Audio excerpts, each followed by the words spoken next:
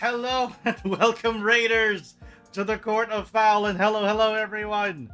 Welcome, Koro, Mr. Meowdy, Comic Kitty. Hello, welcome. I am looking behind me, and I see that you guys are doing some mighty suspicious things, playing MTG. Also, what the heck are you? Wait, I didn't know you played MTG. Are you new? Have you been playing for a long time? What format do you play? What colors do you play? I must know. But thank you for the raid. And if you need to get yourself some, what's that called? After stream self-care, go get yourself some ass then. Please do. Otherwise, call me resting your arms. Really? Wait, what? What happened? Okay. What happened? How did the arms get so played sealed in Commander? Oh, that's fun. She opened packs on stream. Okay, no wonder the arms are tired. No wonder. I see. Wait, what do you call it? Wait, wait, so she got it, she had a whole box? Which, what do you call it? You said Bloomborough, I think, is the current, set that's out? Am I right? Am I remembering correctly? Is Bloomborough? Is that what it was called? The format. Sorry, the current set. No, Foundations now. Oh. Okay, so Foundations is the current, what do you call it? Got it. I'm a little behind, I think. Probably behind. I see. I play casually now. I used to play Standard, but that was like a long time ago. And I've only started playing Commander at the multiple insistence of friends to get into the Commander format. So I finally did, like a couple months ago. And I started with a pre-con that I've been trying to kind of slowly modify a little bit at a time. The only Commander deck that I have at the moment is the Baldur's Gate one. What do you call it? What was it called? I forgot what the pre-con was called. But basically, it's the one with what do you call it? Yeah, I think it was shoot, what was the one with Baldur's Gate? Which one was it? What's the name? I forget the name. Let's see. You saw Driz being sexy in front of the bundle. I see.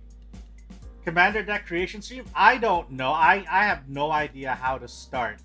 And also, what do you call it? The one that I have is, what do you call it? Draconic Descent. The red-blue Furtrag deck.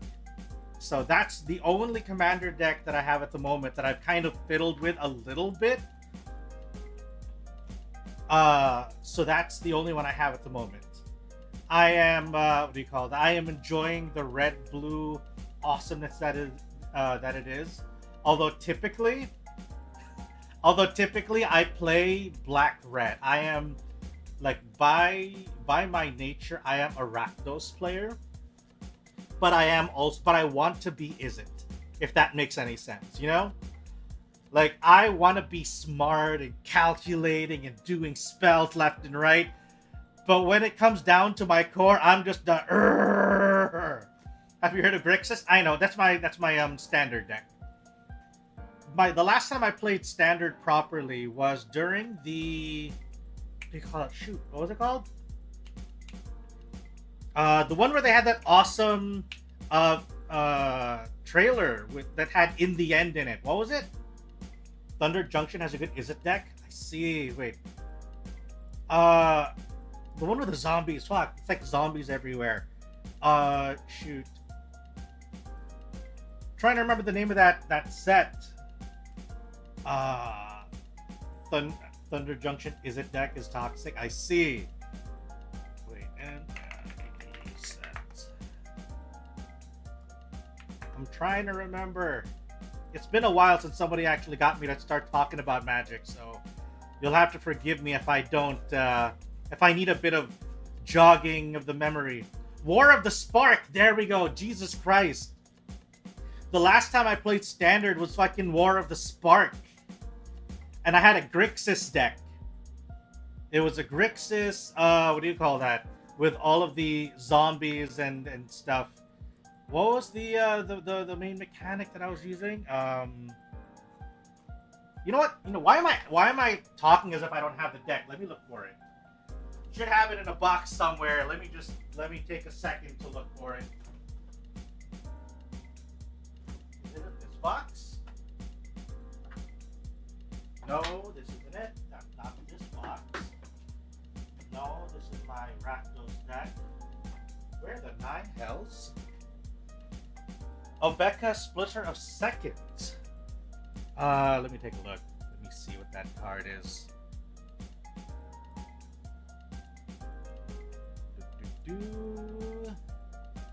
Alright, let's have a look-see. Legendary creature, Ogre, Warlock. It's 4 to cast. Ooh, full Grixis casting. Okay. 2/5. Menace. Whenever Obeka for their second deals combat damage to a player, you get that many additional upkeeps. The fuck? The flying fuck is this shit? Unlimited upkeep? What the The flying fuck is that bullshit? What?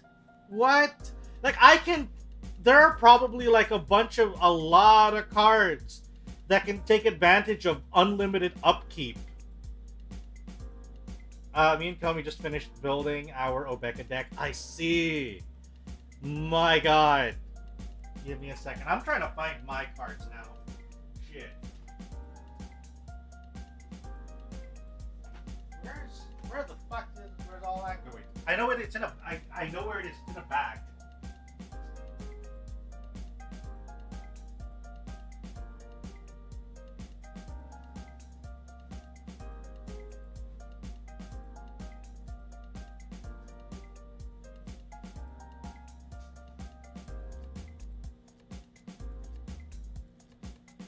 Come on, man.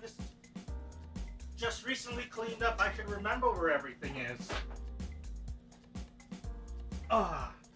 Man, deck building. I have not done proper deck building in a while. Wait, there it is. I think I found my standard deck. My old Grixis. Yeah, this is it. Oh, man. Ooh. This was some time ago. Amass. There we go. That was the mechanic I'm trying to remember. I had a Grixis Amass deck. Basically, I just kept bringing up armies and adding tokens to the army. Just mainly zombies. I don't think I had Amass. What do you call that? This is, again, remember, this is like War of the Spark. This is like War of the Spark Amass. So this is like pre-Lord of the Rings. Check out the Sauron, check out Sauron the Dark Lord. I'm gonna, you know what, yeah. Let's see, MTG Sauron the Dark Lord. Maybe I should convert this this standard deck into, or it's not standard anymore, it's like, what's the term? When it's no longer standard. It's not even like type 1 was the original term for it. I don't know what it's called anymore. Man, I am an oldie when it comes to MTG. Let's see. Whenever an opponent casts a spell, Amass Orcs 1. Fuck!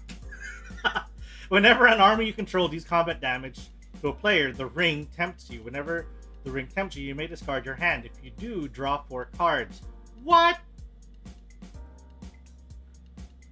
Amass Orcs. Oh, shit. There's a new Niv Mizzet Foundations card that combos with the classic Niv Mizzet card. Let's see. No problem. We love nerding out in this chat, you know?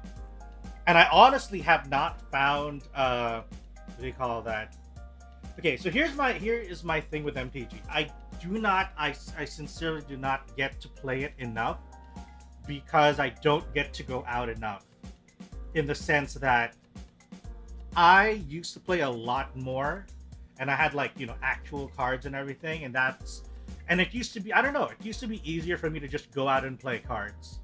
You know, I had more people to play cards with a couple years ago, like pre-pandemic, and that all changed when the Fire Nation attacked, yada yada, you know. So now nowadays I get to bust out the commander deck once every couple months or weeks or so. You know, nowhere near as often as I used to. So maybe I might convert this Grixis deck into a commander. Once I maybe I'll look into it. Maybe, you know what? Why not we do like we'll do like a crafting session. I think it was an MJ who brought it up earlier. Maybe we'll spend like a session trying to build you know, we'll convert. It's like a pimp my ride kind of thing. We're gonna convert this this Grixis War of the Spark Amass deck into a commander. Pimp my deck! Let's go! Yeah, and then maybe we can even do the same for my Rakdos deck.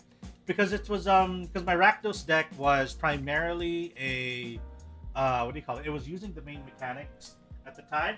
Back in year of our Lord of, I don't know, 2000 something.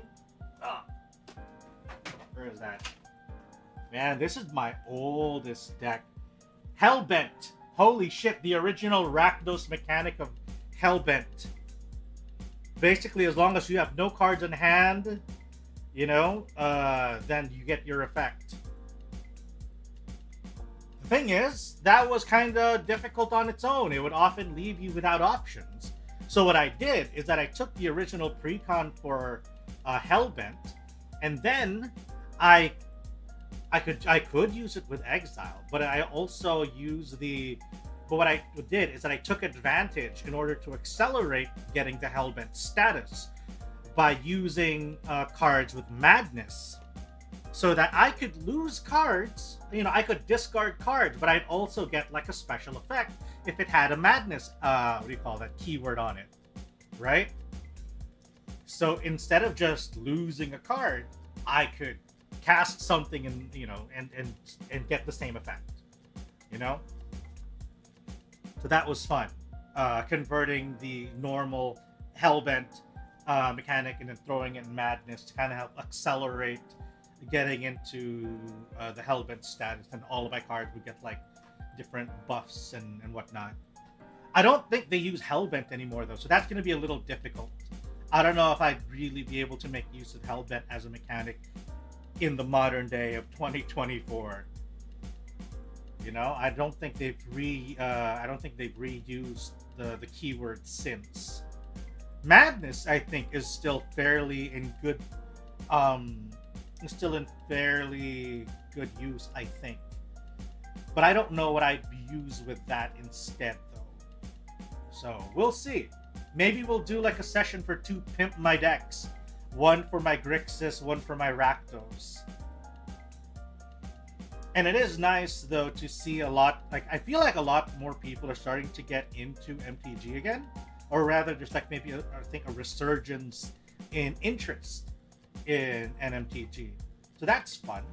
I'm also very excited to see the Final Fantasy collaboration that's going to come out next year. I'm probably going to spend some good money on that. Like I was going to get back into Magic eventually, you know? Good evening, Oliver. Hello, hello. Welcome. We're talking about Magic the Gathering. Skipping Ether Drift? What's Ether? Is that the next set out supposed to come out? I like the sound of it. I'm a little curious. What is this? Oh, it looks like it's. I don't know. It's like fucking the card game or the online one. The card game. Either Drift looks like fucking Innistrad Remastered looks really good. Oh man, Innistrad. That is such a good setting.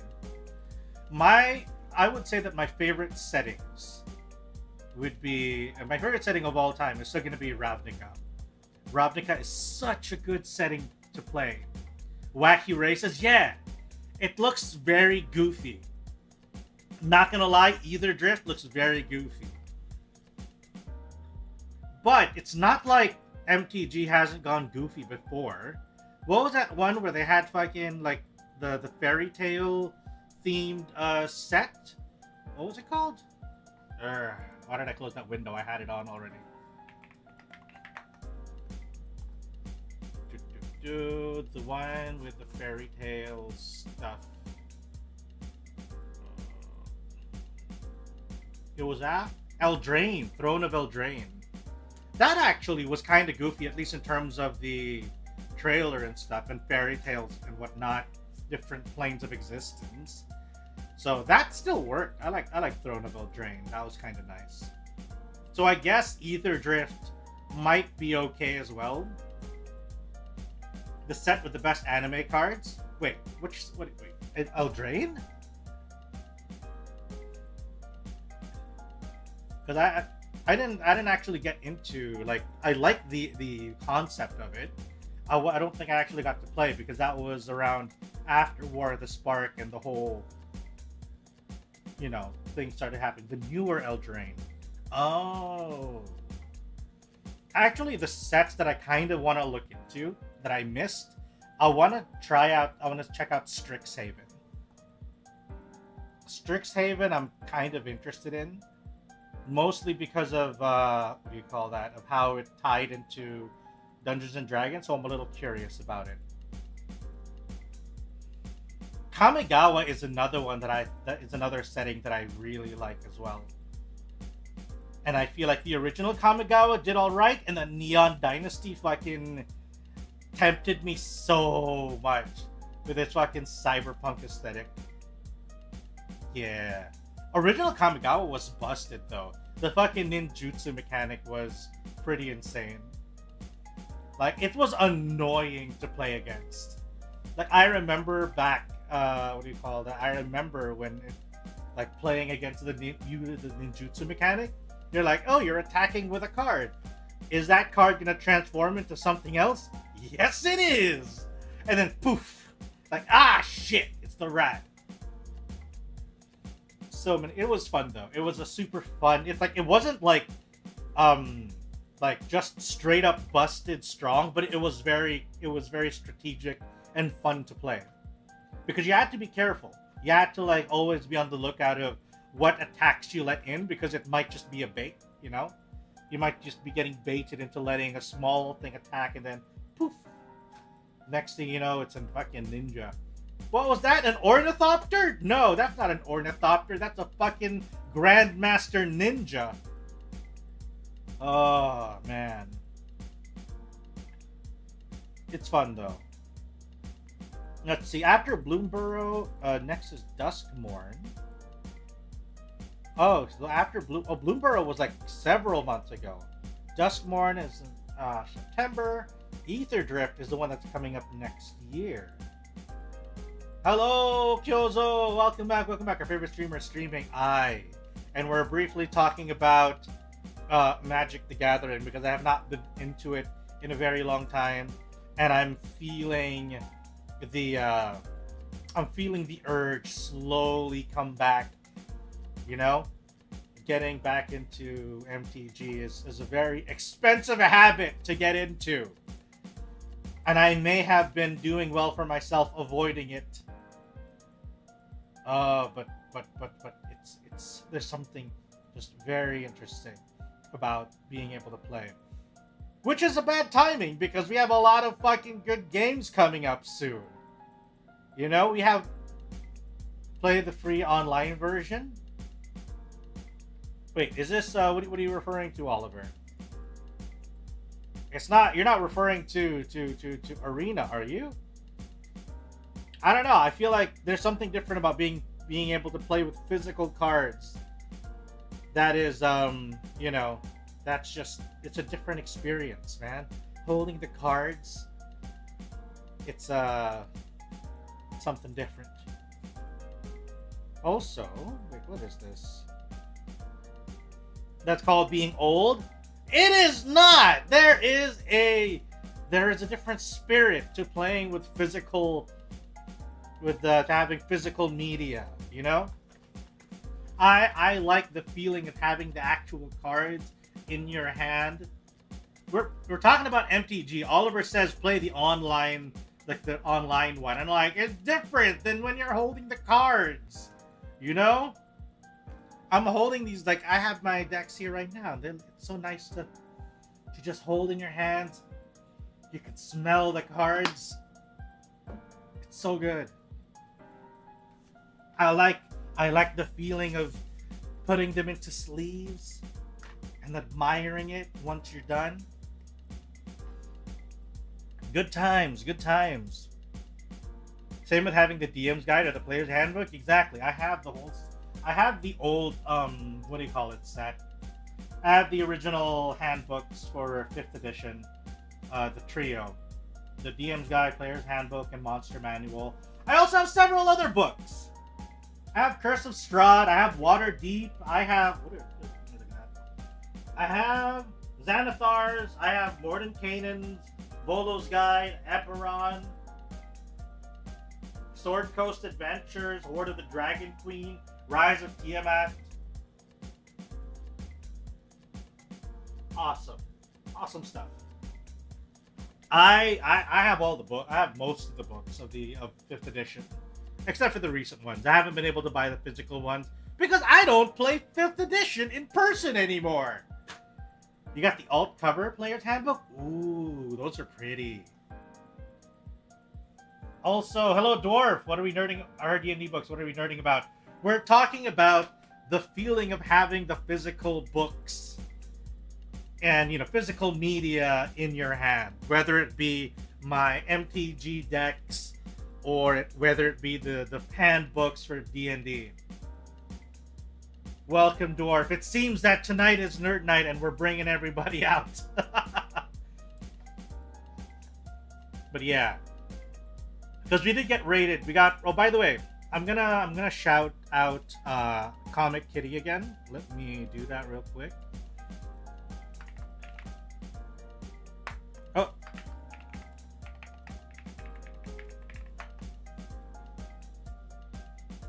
Yeah, so we got rated by Comic Kitty earlier. If you haven't, please make sure to check them out. Comic Kitty does wonderful stuff. Does lots of nerdy stuff, building kits. You didn't hear that.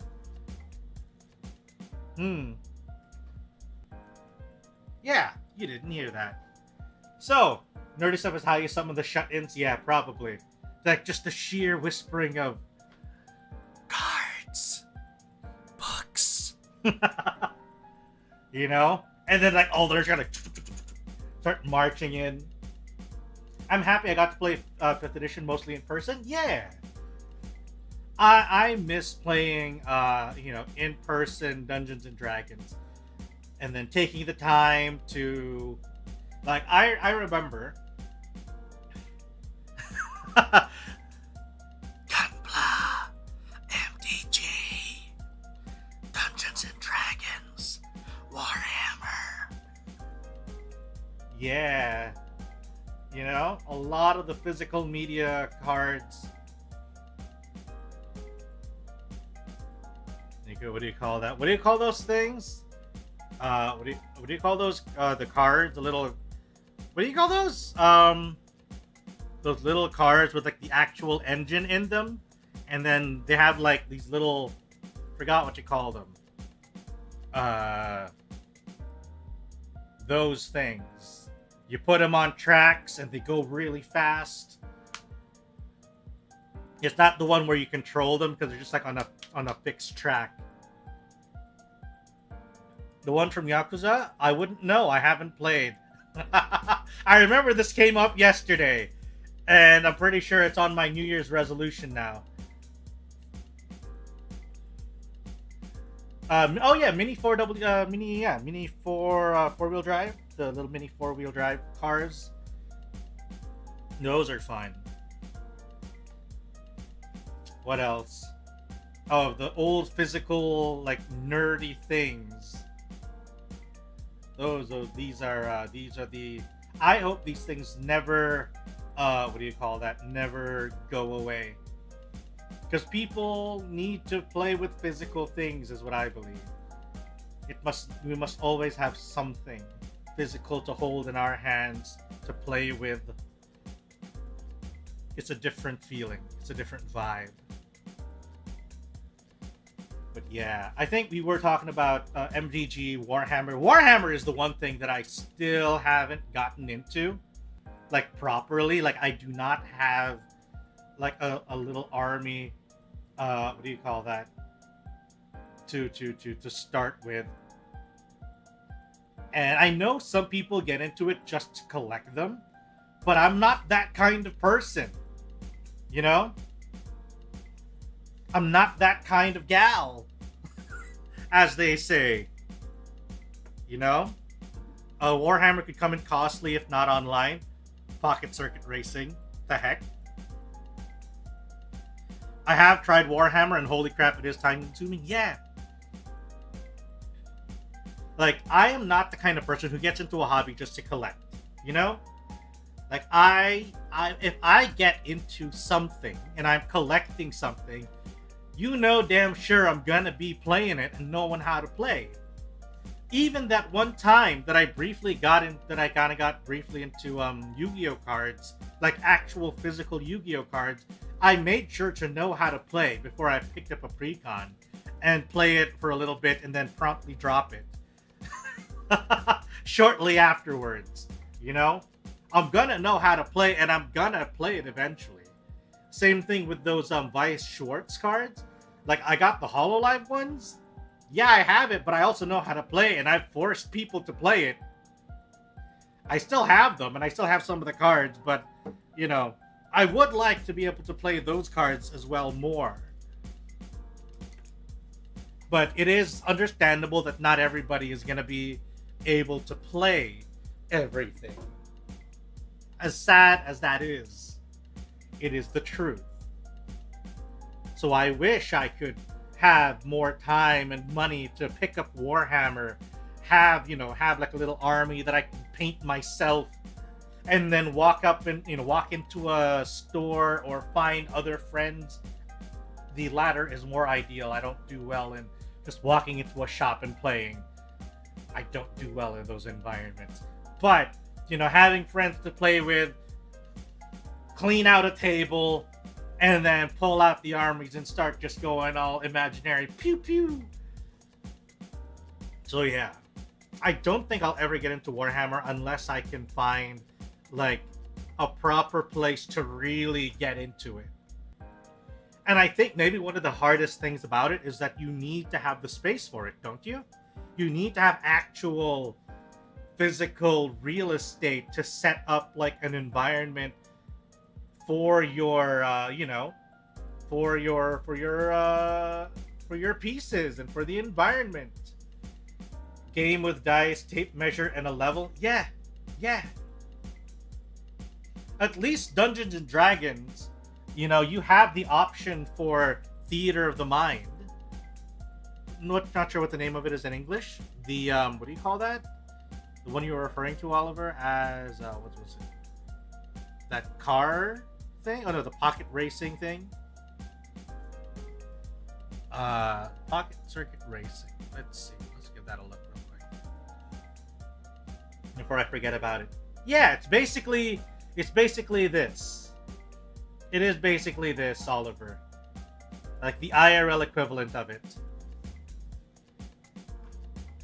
So yeah, that's what do you call that? Hopefully we can get into. I think you would like the LARP group I'm part of. We have quite a few members that plays Warhammer with massive pieces of terrains to make an amazing battlefield. Yeah, that sounds fun. Like, I'm not gonna lie, that sounds super fun.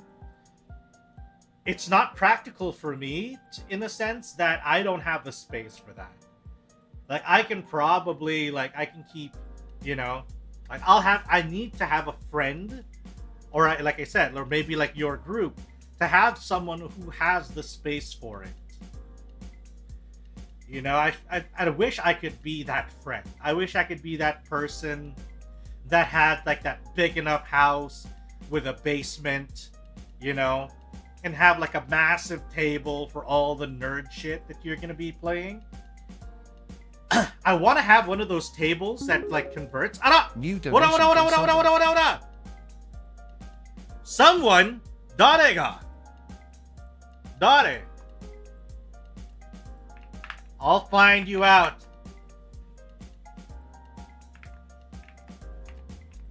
Dare. Kill teams for smaller battles. I see. Ora. But thank you, someone, for your very generous contribution. Thank you. Thank you very much, Kofi supporter. Thank you. That is, okay, making sure. Yep. Okay, yeah. I see you. I'm watching you. But thank you for your Kofi contribution. Very much appreciated. You're gonna need like a 10-person size table to make a bigger point amount armies. Yeah, that's the thing, right? You need to have someone with a house that has the space for this shit. Someone has been trying to get me into Kill Team, and I'm like, enough hobbies? You can never have enough hobbies, but you can have not enough, but you can have not enough space. I don't know if that makes sense. You know, like I very much would like to get into as many hobbies as possible. Try everything. But the reality is that I just don't have the space. Which is why I am counting on you guys to slowly help me build this channel, build up this community of nerds. Never enough hobbies, but not enough money to keep up. Yeah, not enough money, space, and time. I remember, like, in my I don't know if it was if everybody was doing it, but like a couple years ago, I remember board games were fucking booming. You know, right before the pandemic slapped everybody across the nuts. Like, everybody I knew was getting into board games, and I fucking loved it. You know, all these wild new board games you'd never heard of start cropping up. People talking about all sorts of board games, not just the usual, you know, suspects like Catan, what do you call that? House on the Hill. Yeah, a lot of board game cafes popped up a couple years ago too. A lot of them are unfortunately now dead. Very sad. And I wish that is probably the thing I lament the most that the pandemic did. And I feel like, you know, that is something that was a bit rare. I feel like if the pandemic did not happen, we might have a much nerdier scene. Now we have a lot of coffee shops. True, a lot of them have just straight up converted into normal coffee shops. You know, Betrayal at the House on the Hill. Yeah. That I love that though. It was fun. I have Betrayal at Baldur's Gate. Which is like the D&D conversion of House on the Hill. It's very nice. I played that with friends countless times. It's super fun though. That's why here's the thing, nobody plays board games anymore now. You know? Like it was booming back in like 5-something years ago. Like everybody was getting into board games, and then fucking pandemic comes in, everybody's like, I don't talk to people anymore. Understandable, but you know, it's so sad. Hello, Bread Cat. And you're smelling your own butt, that's what's happening. Board games, it's so sad. Board games are super fun, but I feel like something changed in how, in the social aspect of the world, that board games just don't have a space anymore. You know? I feel like I feel like we missed an opportunity. I'm literally in a breast display? Breast display? Selling sourdough. I see. That is true. That would be an interesting thing to be smelling though. Not gonna lie. I feel like something changed in us socially as a species that we missed an opportunity to really, really get into nerdier things together. You know? I feel like we missed an opportunity. No legs and arms, it's okay. You have a nose you can smell for some reason. That's good enough in my book. So yeah, I that's my biggest little, like, that thing that makes me sad. The fact that we were on to something. I think we were so close to something back in like 2019, 2020 with board games and stuff. And it's gonna take a while, I think, before we get to that kind of before we get into that level of, you know, to get to that point again. I only flop as I walk, it's okay. It just means that you have a good crumb inside you, bread cat. So yeah, we're close. You know, like, I feel like we were close to something. Hopefully, we'll get there again soon. And I hope that I am still alive when that happens, because I feel like that was a very rare opportunity. Very rare indeed. But yeah. In any case, we'll, what do you call that? Anyone want to buy me? I'm $200. Pass, bread cat. You were just talking about having way too many hobbies and not enough money to support them all. You know? It's just not enough time, money, and space. You want to try Jumpstart Foundations? Do I? That is the question. Do I? Do I? Okay. So, let me check something real quick, yeah? Ora.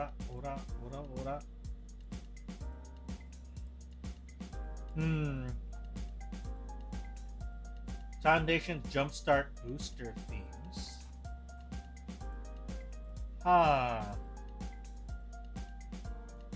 Jumpstart boosters.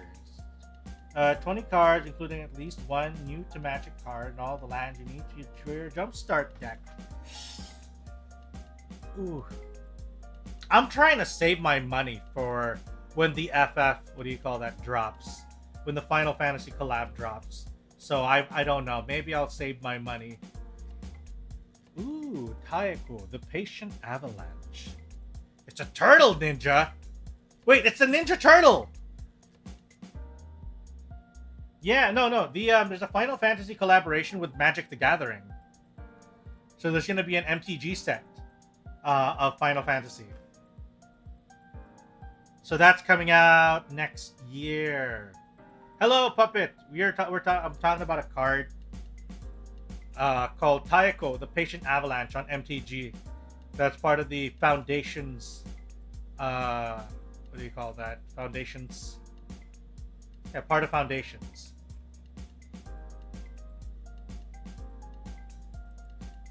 Time to search. Time to just roll for AI Sephiroth MTG. Oh man, that's so bad. The others don't seem to be like that though. I feel like that it's more of the individual artist now that's kind of they need to police better. You know? I feel like some cards will definitely be a lot less worthwhile. Like I saw the art for Kefka. That was honestly pretty fun. That was a very fun card to see. The Poisoning of Doma.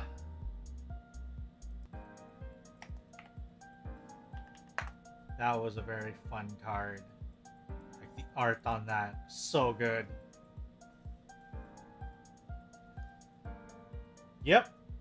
I. Hopefully, though, that the Sephiroth card is something that they can address before they, what do you call that? Before it releases? So if they don't want to get and pay Eastern artists. I don't think it's so much that they don't want to get and pay them, I suppose. I think they may actually get more Eastern artists in certain sets. But yeah, I feel like they do need to kind of, they need to do better, at least in terms of what do you call it? What Wizard of the Coast does, because Wizards has been in a bit of a downturn, unfortunately. You know, it's getting harder and harder to support them, and I feel like over time, if things don't change, I just might stop. What do you call that? Supporting their stuff altogether. I'm actually pretty close to. I'm actually considering jumping over and trying out. Well, I'm thinking of actually trying out. What was it called? Daggerheart. Pathfinder. At least got a cool necromancer thingy. I'm thinking of Daggerheart actually, more along the lines of Daggerheart rather than Pathfinder, just because I like their Destiny dice concept.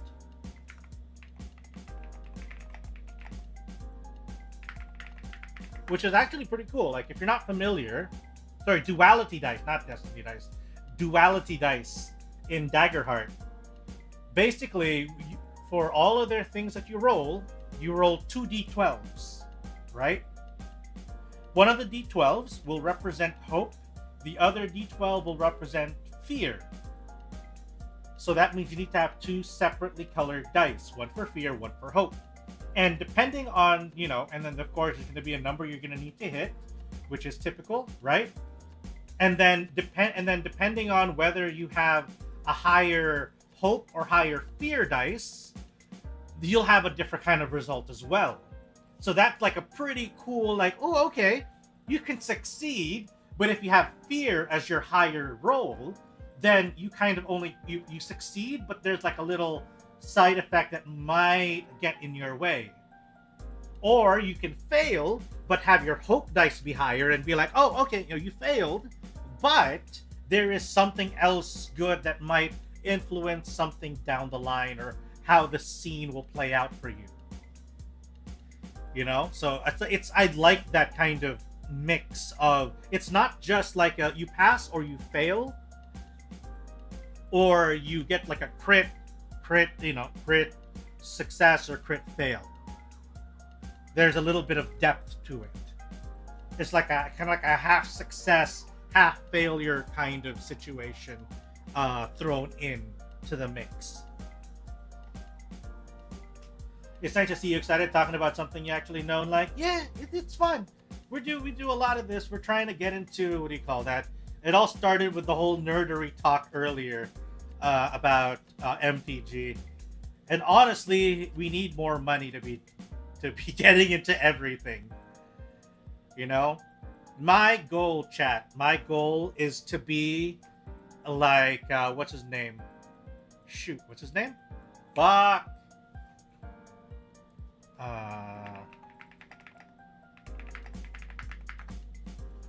My goal is to be like Joe Manganiello. What? Thank you, welcome, Raiders. Chotto, welcome. Oh, you guys are sweet. Holy cow. Hang on. Let me shout you out properly. You guys are super sweet. You're warming my old dead heart. And what were you doing? Atelier Iris 2, the Azoth of Destiny. Wait, isn't that like a remastered game or remade game? Because I know the Atelier series is kind of, yeah. Oh, it's the classic one. You're actually playing the PS2 game. Are you actually playing the PS2 Oh, I thought it might have been like, one of those titles that I think it was a different Atelier game that they remastered recently. Wasn't it? I know they remastered an Atelier game. I don't remember which one. Atelier Marie, I think, was it? Yeah, there we go. Atelier Marie. So yeah, but welcome, Raiders. And holy crap though, PS2 Classic, that's super fun. The PS2 and PS1 have a lot of gems that I think a lot of people probably don't know about, because there were just so many bangers on those platforms. And I feel like after the PS2 generation, things have kind of fallen off. That's just my opinion. Please don't crucify me, but that's just my opinion. That after the PS2, we kind of dropped off in terms of the amount of banger games that come out. That, yeah, there are good games. I'm not going to argue that there aren't any good games. There are plenty. But I feel like after the PS2 era, they've been very far and few in between. There are just far fewer gems of games after PS2. You know? Because we still have good games. That's not a question. There are just so few of them now. Like, maybe you'll get like a banger once every like couple like years or so. You know? Or maybe you'll get like 3 bangers in 1 year. 2016 was one such a banger year in my memory. 2016 had a lot. 2016, 2017 were some pretty awesome years for gaming. And then after that, it's been kind of like, here, once here, there.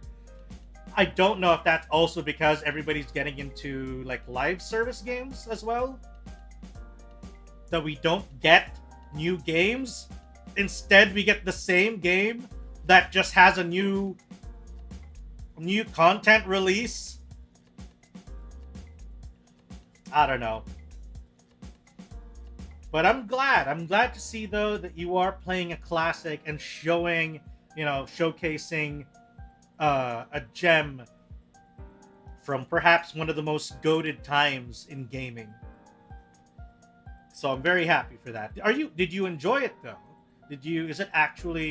Were you playing it and having fun? Or are there some pretty dated things about the Atelier Iris 2 that aren't holding up to memory?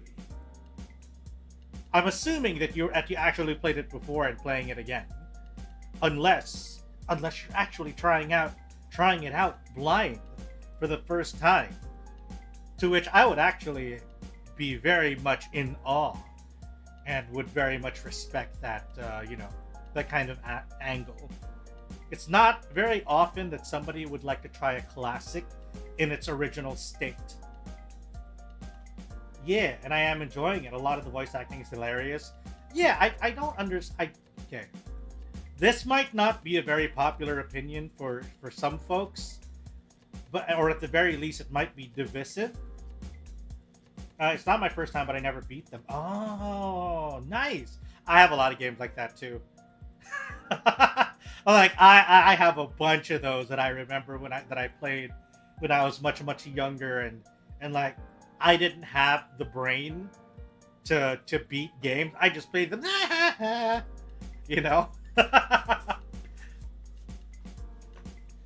I don't always. Aren't we all? Maybe. I've always thought it was just me, like whenever I'm talking to some friends about, yeah, I remember this game, yeah, and I beat it, and I'm like, yeah, yeah. Yeah, it is, what do you call that? I usually stop at the final boss's door. Ooh, that was the case for me in, Thousand Arms, I think, was it? I stopped at the near the final boss of Thousand Arms, and I think I did the same with Star Ocean 2, which is why I actually bought the remake of Star Ocean 2, the recent one. I have it in my library. I have not gotten around to actually playing it properly. I might do that on stream, but it requires a lot of attention, a lot of dedication, because that's gonna be a long game. Bit of a long game, especially older RPGs. They really do have a tendency to kind of eat up your time. Hello, Razor. Good morning. Good morning. What's that? Did that in Star Ocean 1, and I'm assuming that's a Tales game. Is that Tales of Xillia? In my brain, I'm thinking that's Tales game. There is one game, though, that I'm very curious about. Like, I remember seeing it when I was younger, but I never played it. But I've always been curious, and it always stuck out in my mind. And it was Breath of Fire 3? Let me see if I'm remembering the right cover. Yeah, Breath of Fire 3. I saw that. I remember seeing that cover, and it's just been stuck in my brain ever since. I've never played it. I have no idea what it's about. But for some reason, the cover of Breath of Fire 3 is just always in my brain. All right, no problem, Venus. Get yourself some of that after stream self-care. So go, Venus, go get that ass. Enjoy your lurk. Hope Capcom does RPGs again. Maybe one day. We can hope. I do have mixed feelings, though, about, like, the whole remaster and remake trend. Yeah, after stream self-care, aka ass. Go get that ass. I have some mixed feelings, though, about remaster, because I think it's good for us to get remasters and remakes. Okay? I think they are generally good. However, we need to spend more time making new games. Alright? We need to spend more time making new shit. We can't keep remaking, remastering everything under the sun in the scope of like 5-10 years. Alright? You hear me, game industry? We need to stop remastering so much. We need to stop remaking so much. It's okay to do it once in a while, but this is getting too much. Okay? We need new shit. Why do you think generative AI stuff is so bad? Because it's the same shit being repurposed. Guess Richter isn't hoping for that Last of Us Remake 2 for the PS6. Fuck that noise. I get it. The Last of Us is good. It was a fun game. I played the shit out of that on the PS3. Alright? But good lord, we need new things. And we need to stop spending so much on these new things. Hello, Akira. We are indeed ranting. Because remakes and remasters are good. Right? Okay? They are good. And people need to remember that they can be good. But they also need to be done in moderation. A lot of industries are becoming like fucking infantile man-children that have no concept of self-control. The moment they have something that's like, oh, this makes money, let's do just this thing, until people get fucking tired of it. Stop! For the love of God. Don't chop down your whole fucking forest and then complain that there are no fucking trees left.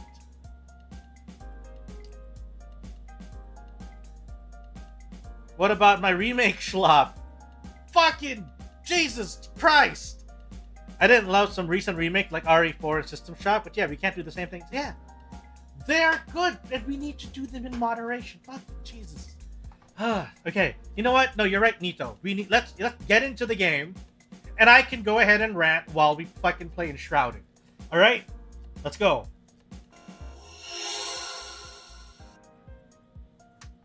Right, I forgot to set up the actual source. Give me a minute. There it is. I'd like a remake from 1/3 at the rate from 1/3 to every 3 new games by a company. Yeah, we could do that. We could do at a much slower rate. Let me also just get the another chat window open. Give me a hot minute so I can also read it a little better. There we go.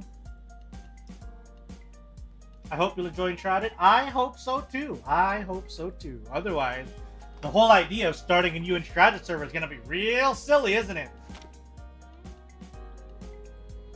But yeah, oh yeah, so we're going to have an ad in about a minute, which is going to be a good time for me to do a little bit of character creation.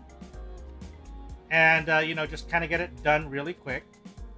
We're not going to spend too much time. We're not spend too much time on it. Hopefully they have my hair. Well, that's close enough. Yeah, that's close enough. Let's go for this. Oh, that's good. Okay, cool. Beard. Let's skip the beard unless... Yeah, let's skip the beard for now. So yeah, ad starts in 3, 2, 1. It's 12/12. Missed them sales. Oh, do you have like them sales on those apps too? It should be today. BGM still on. Fuck. Thank you, Razor. Thank you for always watching out for my BGM. I appreciate you, Razor.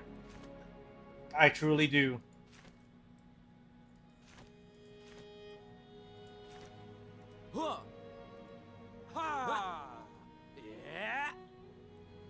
Okay.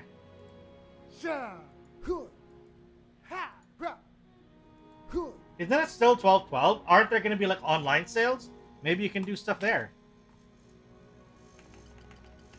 Okay, since it's just going to be a local game, let's go ahead and do that. I'm gonna go. Time for Marvel. I see. Sadly, we are not playing Marvel Rivals today.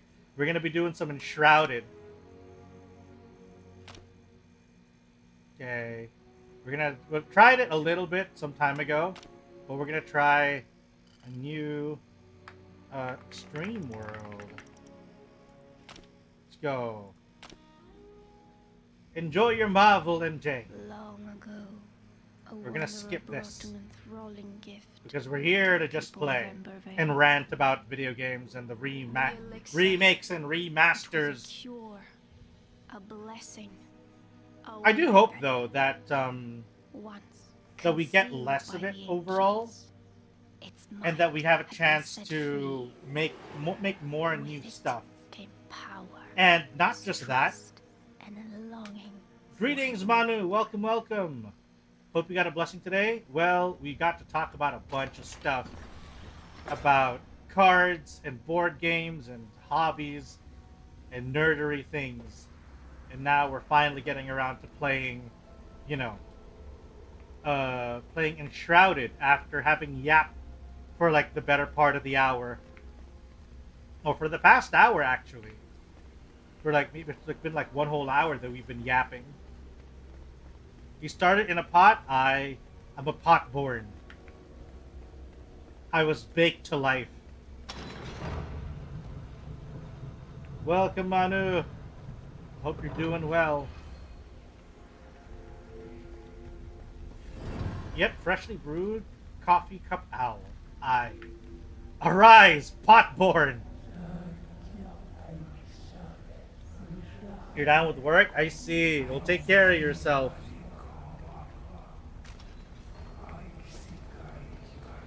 Hope that work does not eat up too much of your time. Anyway, what was it? So yeah, hopefully, you know, I hope that the game industry learns to kind of exhibit restraint in terms of its remaster and. But yeah, there was actually in relating to this, right? So hopefully we'll get less remasters and remakes, but also less live service games, for the love of God.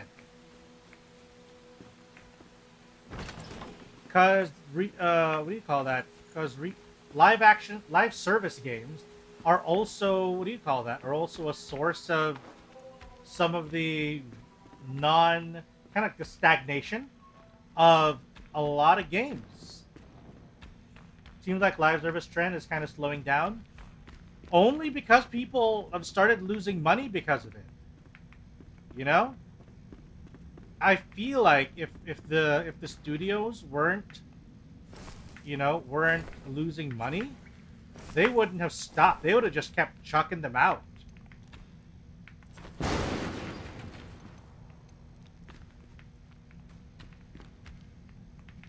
So, I feel like hopefully that means they're learning their lesson.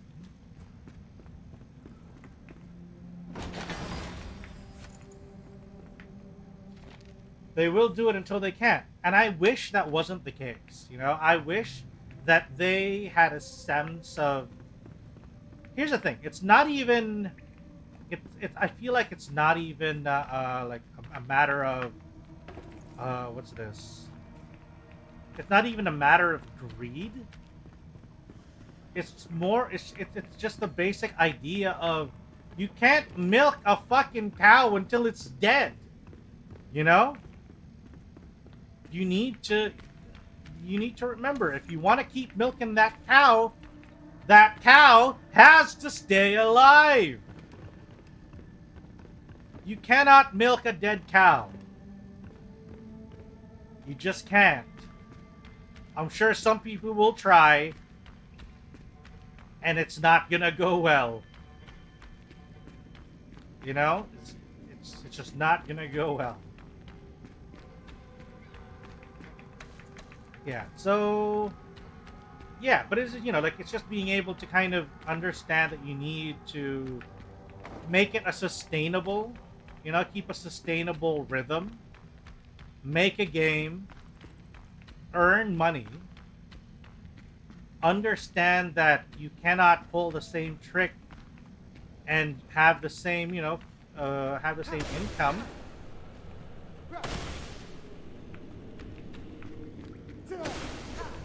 Especially if you're doing the same one-trick pony. A lot of short-sighted decisions in the game industry. And I feel like it's not even just the game industry. I wish it was just the game industry. I feel like a lot of industries in general are just like that now. It's all about the short term, make a quick buck, Make a quick buck and then fucking ditch it. Too many short-sighted, what do you call that? Too many short-sighted decisions going around everywhere. Especially in tech, Especially in the tech industry. And a lot of it by people who don't understand tech. That perhaps is one of the more, egregious things to me. I feel like the people who are intimately into technology understand it. They understand that you can't be so short-sighted in terms of the decision making.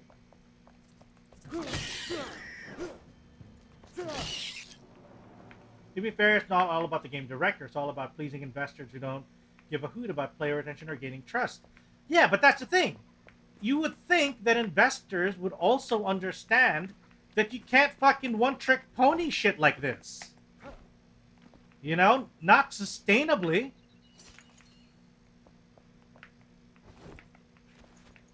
Like, you would think that investors also have a, what do you call that? Should have a vested interest in sustaining income so that you can keep on growing and earning. Yeah, money now. You would think that investors would be smarter than that. That money now, and only money now, is not the way to go.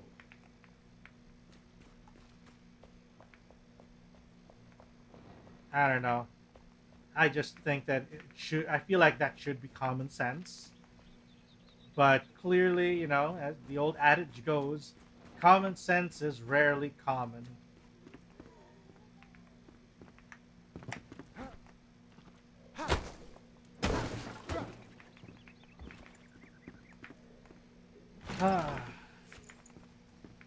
Such is life, though. Such is life.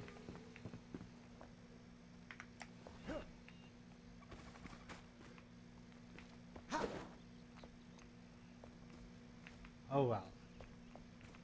Uh, Common sense is a rare skill. So it would seem. So it would seem. It makes me sad, you know? It does truly make me sad.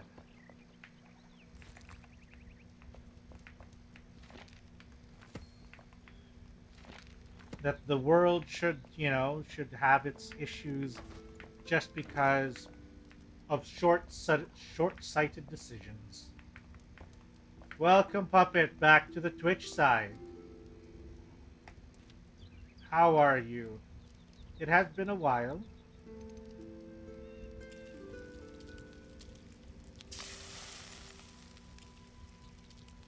Oh.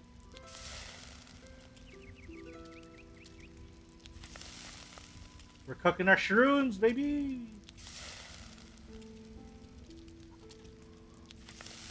We have our Southeast Asian represent, folks. Are you streaming on Twitch too? That I am. That I am.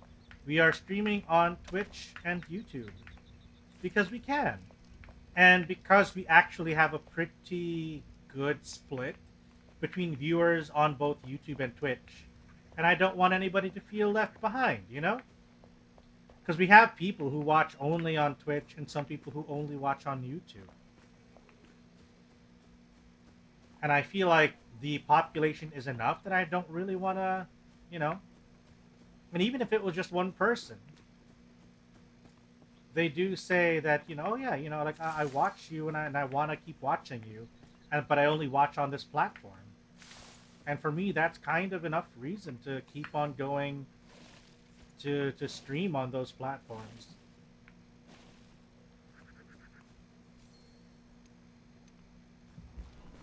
What's this? Ah! Oh shit! Oh shit! I just fucking blew it up. I'm so sorry. I didn't notice. I was holding onto the bombs. Fucking exploded that rabbit-looking thing to the 9 hells. And it wasn't just once. I fucking hit it twice. Oh well. We'll find more. Anyway. So those are my thoughts on the industry, to be honest. It's not perfect. But I am hopeful that, you know, with the surgence of indie games, you know, with the surge of indie games, we'll have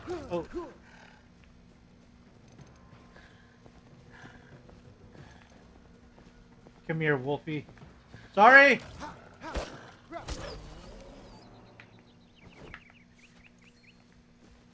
Wait, I need to get a weapon. I know there was a weapon somewhere back there.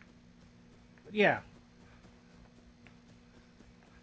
I'm so sorry. Sorry, Razor. I know I had to. Those things are aggressive.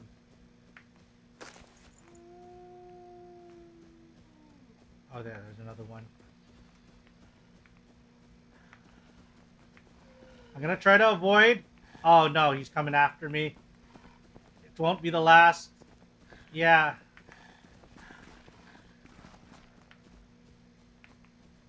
There, I avoided conflict with the wolf.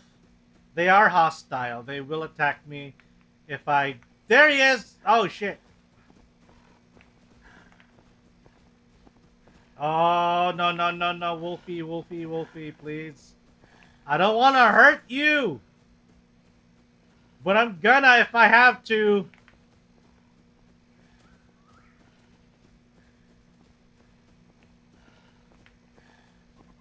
Are you really gonna keep at it?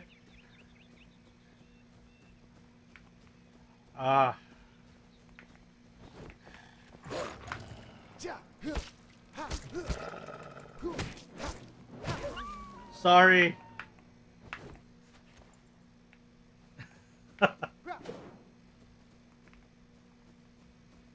Okay.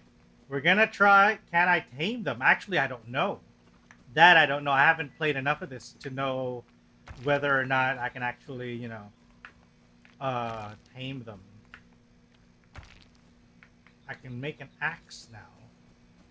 Okay. Crafting. Okay. Make an axe. Let's make a pickaxe. Oh. What do we need more of? Twigs and strings. Okay. We can also make a nice sword eventually. Ah, yes. Wood.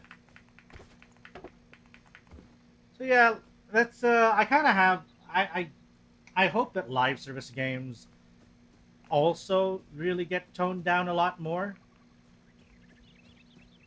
because they've also been getting a bit of overuse,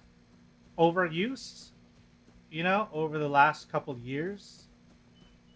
Everybody wanting to be like the next Destiny or Warframe, wanting to be the next Fortnite, the next Apex Legends. Hell, even Apex Legends can't Apex Legends anymore. It's just not working. I'm pretty happy with my Path of Exile 2 and Warframe, and that's fine, But not everybody.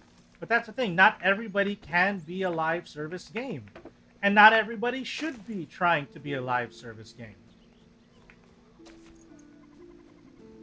And I think we need to be able to accept that unless you can, unless you have something that can really change the space, maybe it's best trying to do something else. I haven't played Apex in over a year, I think. I have not played it recently either. I just really haven't felt the need to. I haven't felt the urge to play.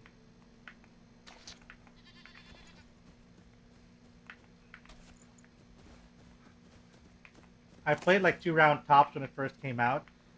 Apex was an interesting kind of case for me, because I played Apex when it came out, right? And I didn't like it. I didn't enjoy it. All right? I didn't enjoy Apex, and so I didn't play it.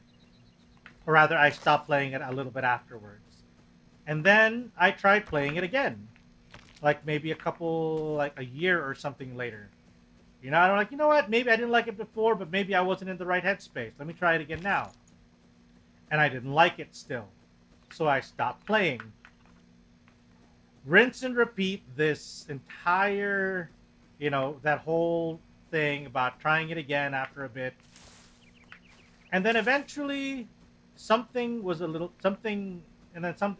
happened. It finally clicked with me a little bit after trying to play Apex with this VTuber that I was watching, because she was doing some open lobbies with chat, and what do you call that? And I'm like, ooh, cool, I want to try. Maybe now. Wait, where do I get stream? Oh, I can make it from here. Okay. So go ahead. I'm gonna go ahead and give it a try. Try to, get into Apex, and eventually at that point, I'm like, you know what? I think I can get the hang of this. I think I might be able to. This might actually be kind of okay. So I started playing it a little bit more from there, and next thing I know, I'm playing a lot of Apex. I started really enjoying the game, and what do you call that? The rest is kind of history, really. I just kind of really started enjoying the game.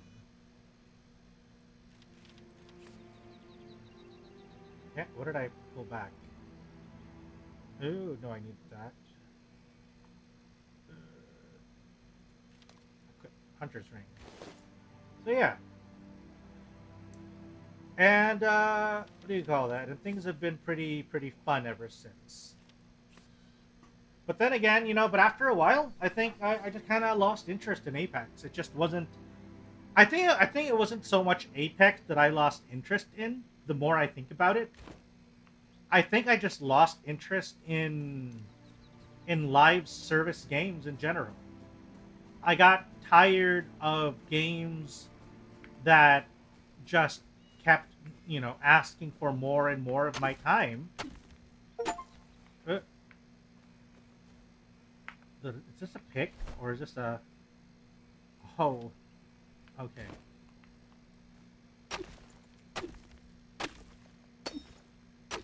No, there it is.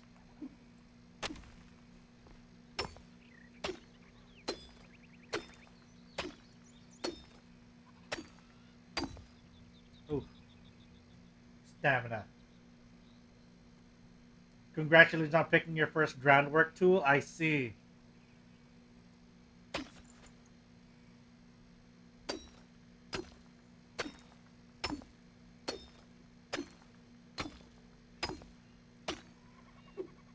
Okay.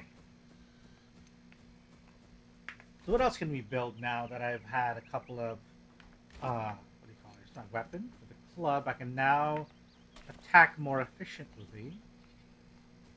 Oh, I need to build an altar. Right.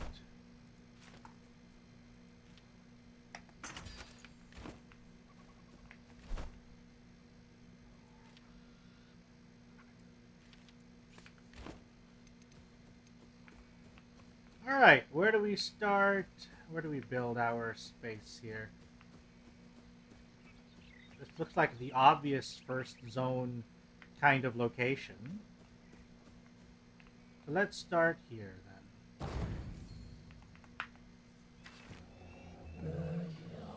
Drowsing in nearby ancient vaults. Got it. So we need to get NPCs that are also in the cave.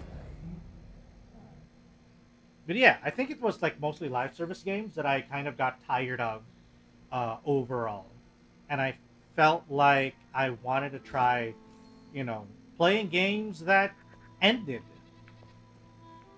Because it felt very exhausting just having games that never ended. And I feel like completing games gives you a certain level of satisfaction. You know, when you're like, yeah, you know what, I finally finished it. That you're finally good. And that you can put it down and move on to the next thing in your life. And that's something that I never really got, you know, that you don't get from like live service games, because it's intended to keep going on and on and on and on and on. Right? And I feel like even this game now that I want, you know, that I'm looking to play, right? Like, you know, this game, like I know this is going to be like one of those things where I pick it up, you're going to play it for a bit. But even then, it doesn't feel like it's the same, because a live service game will rely on, like, you know, things to keep you playing, whereas this, you can play it, have a session, you can run a couple of games, you know, build a base, do stuff, and then then you can be done with it. Yeah, live service games become a chore, and that's I don't like that. I don't like it, you know, it loses its fun when it becomes a chore.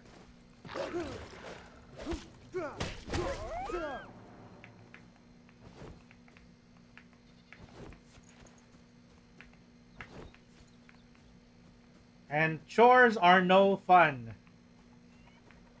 Okay, what else can we build actually that can help us out right now? Maybe I should just get my sleeping bag out.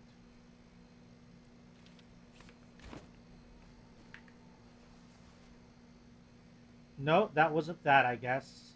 Oh, that's a bandage, not a sleeping bag. Fuck. Okay. Guess I was wrong. That was a band. I didn't read it. I should read. Supplies, resources, survival, armor, magical weapon, essentials. I can build one of these, I suppose.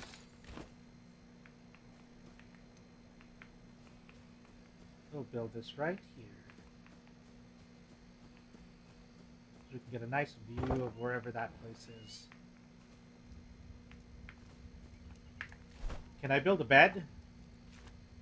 Oh, maybe I have to make a workbench first.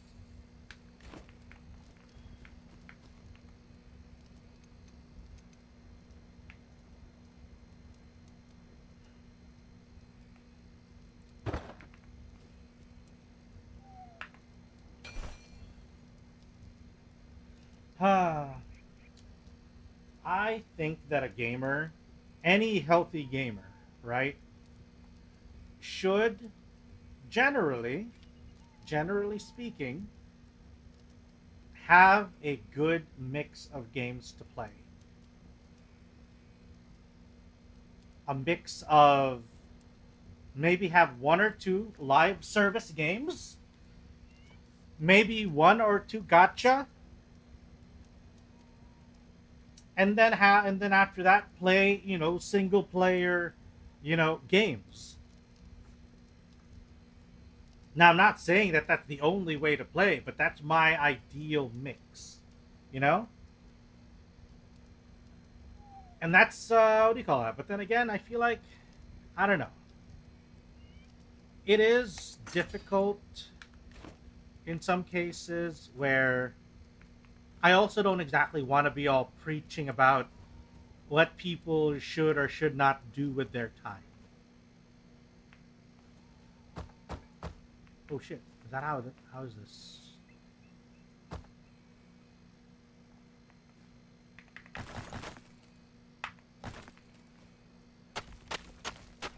Yeah. I can't see a damn thing.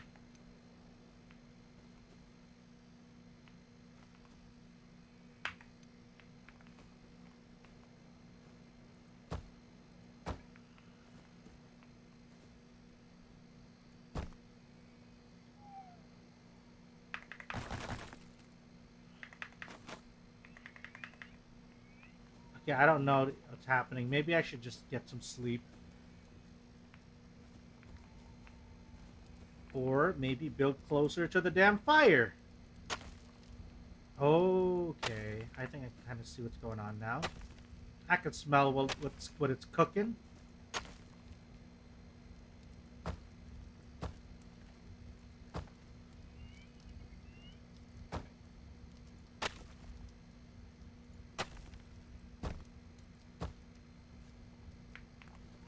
Jesus, this is getting tedious. Is there a faster way to do this? Rough stone block.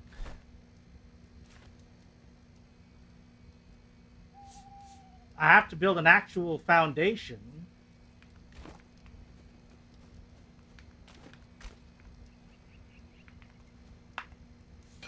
To be fair, you're currently doing detail work. Is it?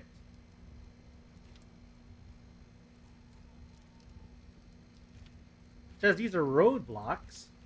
The rake. Tiny chest. I need twigs and strings. More twigs and strings for this. You should be able to shift through different build modes. Huh.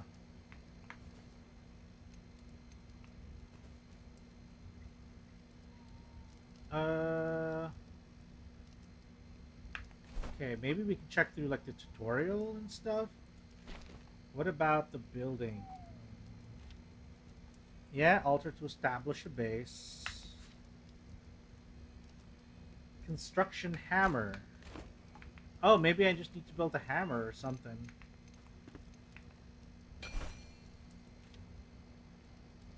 Maybe because they didn't have a hammer yet.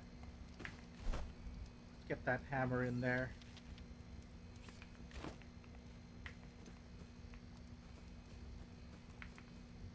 Tap to enter building mode. Oh, there it is.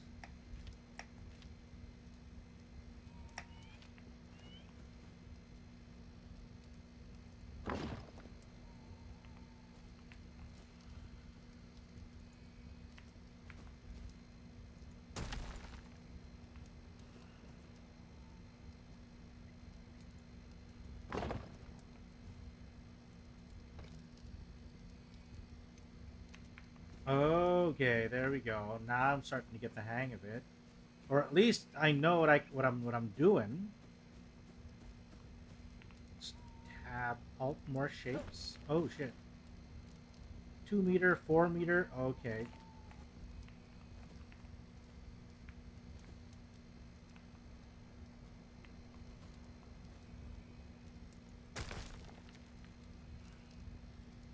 Huh. Oh shit. Oh shit. Oh shit. I'm stuck.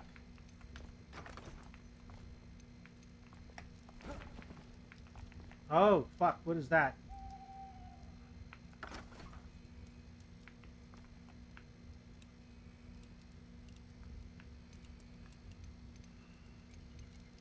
Oh shit. I'm stuck!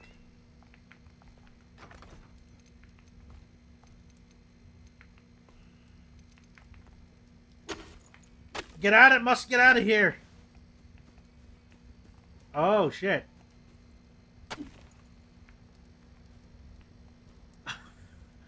Step floor. Oh, this looks very, very rough.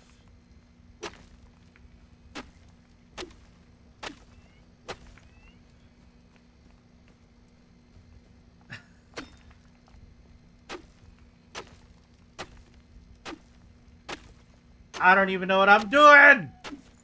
This looks like building here is going to be a little bit trickier than I was thinking it was going to be.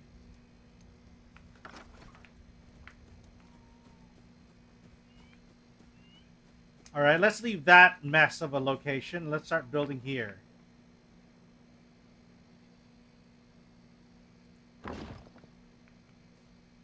Oh, I need a lot more stone. Gonna need a lot more stone than that.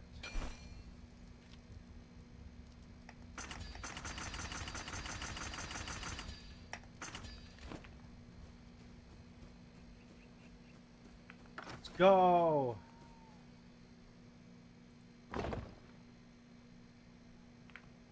At least I can actually see things a little better now.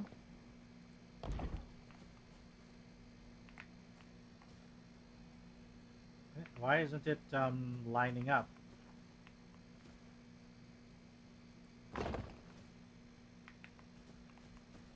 There it is. Is it because the ground here is a little too high? Or maybe it's just my angle? Yeah, maybe it was just my angle.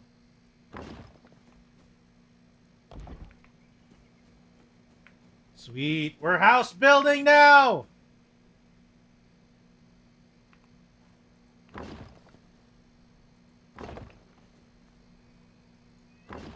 Look at us! I think this should be enough for like a basic home, perhaps?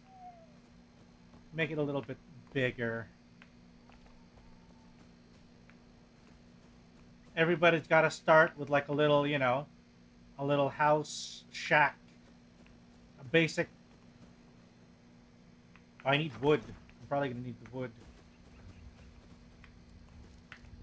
Some wood logs.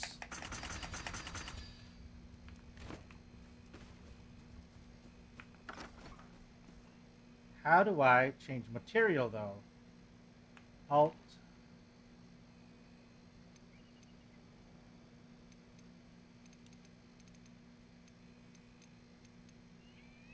Huh. Alright, enjoy your lurk. Enjoy your lurk. Oh, there we go. Now I can change the material. Sweet. Okay. Where's our little door? Oh, there it is. Well, that's kind of big, isn't it? Okay, let's do that. Did I line it up? Okay, good. Oh, we're gonna need to widen our foundation, I think, a little bit if you wanna use this. Huh. Or you can do this. Yeah, I think that works. That checks out. You spent all night working on this front of the house, the hoose.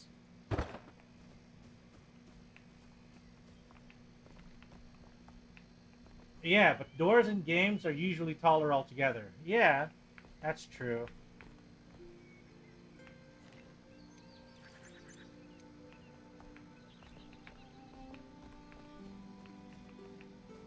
How do I rotate?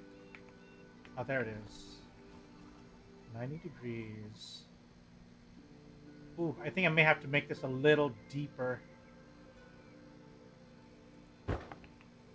Yeah, might have to make it a little bit deeper. Because I don't think even the 2-meter one is gonna...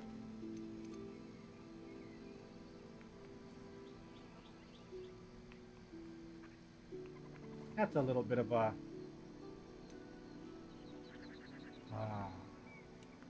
bit of a thing to do.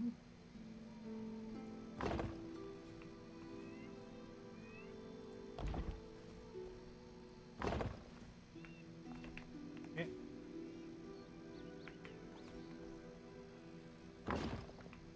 There we go. Now we can do the other thing.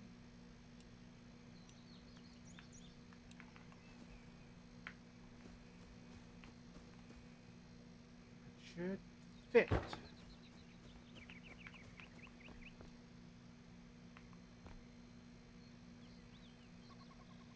All right.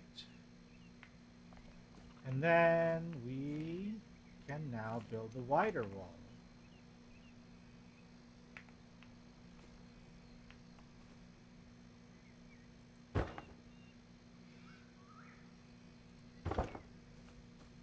All right, look at that. We have 4 walls. Excuse me. Huh. Okay, maybe not perfect, but, you know, it's something. Thank you.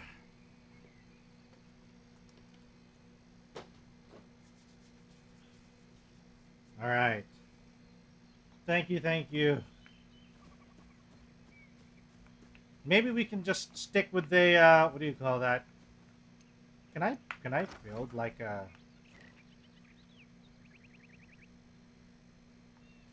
I can't climb it, can I? You know what? I'm gonna go start with the, Ooh, I like that. A little tab system.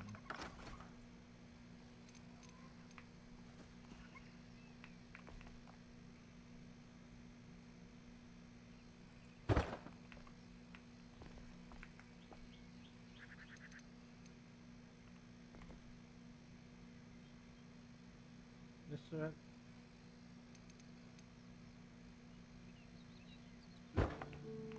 Okay.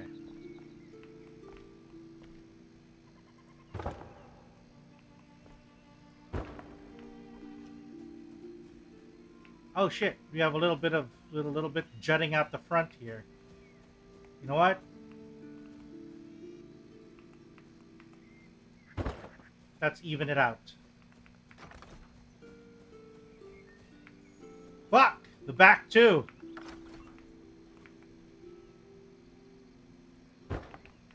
There you go! Where's the fucking door? Huh? Where's the door? Are there no actual doors?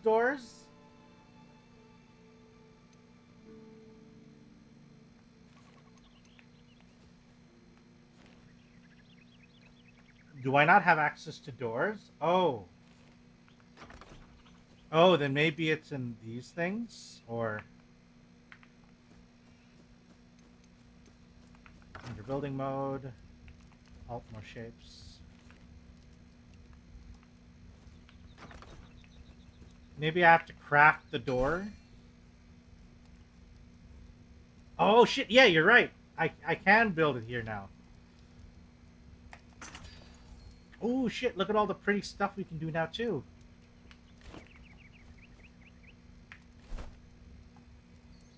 Alright, let's go get our fucking crude door.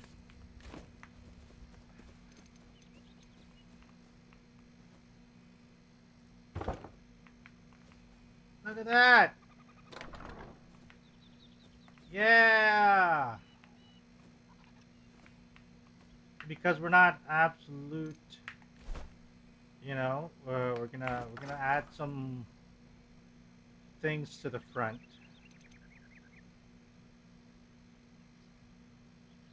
One, two, there we go.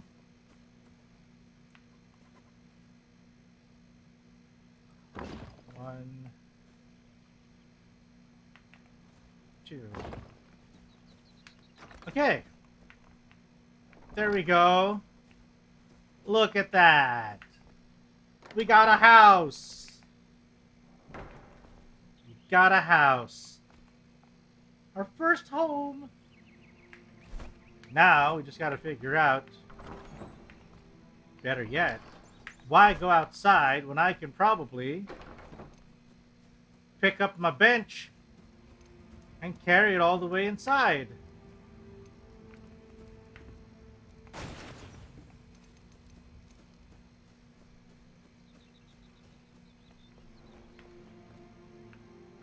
Oh shit.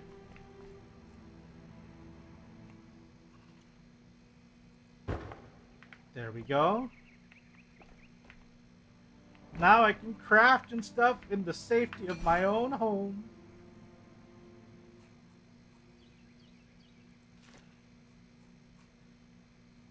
To make a bed, but I need more fiber, torn cloth, and strings. Got it. I can also make a little fireplace. Sweet. Alright. Looks good, chat. Now we can go out into the world. Oh, this is the mess that I made yesterday.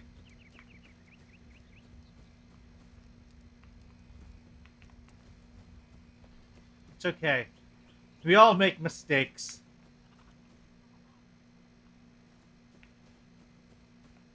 We also need a little bit more wood, I think.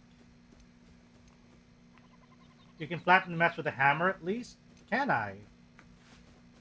Ooh. Let's give that a try.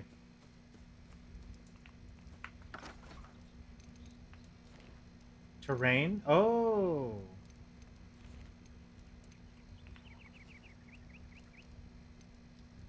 Rock. Cube. Oh, sweet. How do I disc?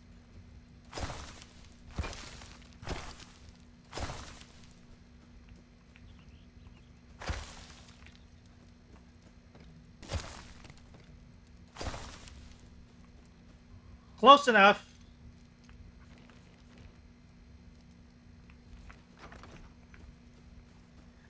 That's gonna be our future grave. No, we've covered it up, and it looks fine. It looks fine. Can't even tell it was ever a hole. Now we just need to go out and find, you know, material for the fiber and whatnot. Old cloth is a little bit more specific, though.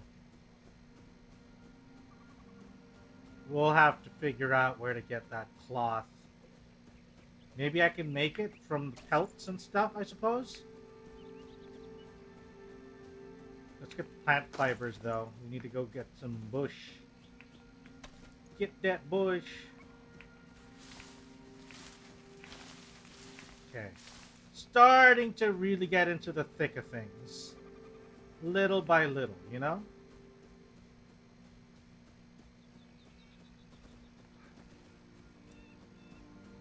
It kind of makes me miss Pal World a little bit, where I could have like little critters helping me out and doing all the little things. You know, like gathering certain stuff. I'll just have them do on the side. Having pals to do your some of your other work. Manual crafting. Backpack. What do I need? Essentials, blocks, root blocks, decorative, comfort. Got those plant fibers, yeah. And what was the other thing? Oh, we needed the cloth.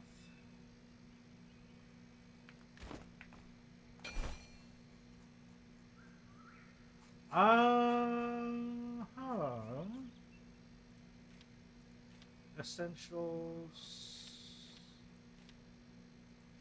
Comfort.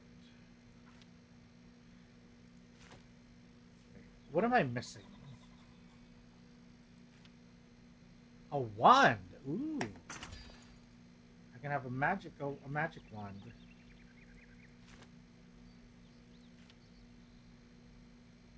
What haven't I? How do I unlock? I know I can probably make cloth, but I don't know how to convert this material.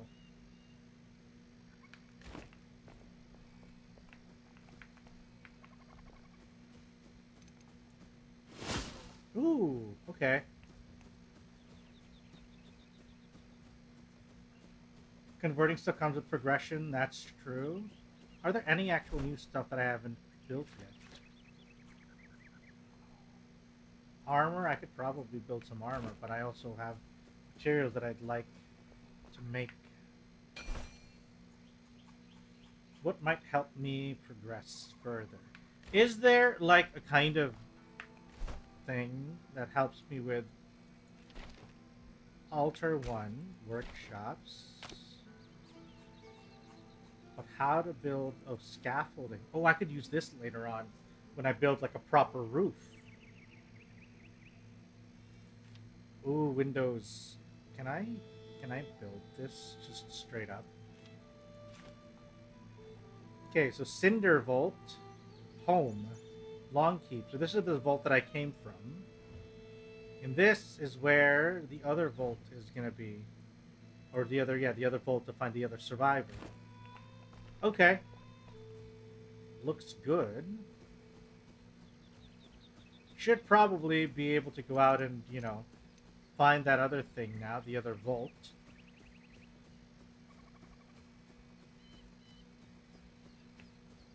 Hopefully having another person, or having another, what do you call that, can help out.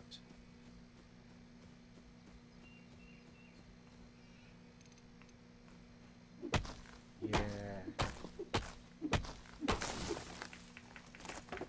You know what? I think I like this enough that I can probably start, that I'd be okay starting a new server with other people.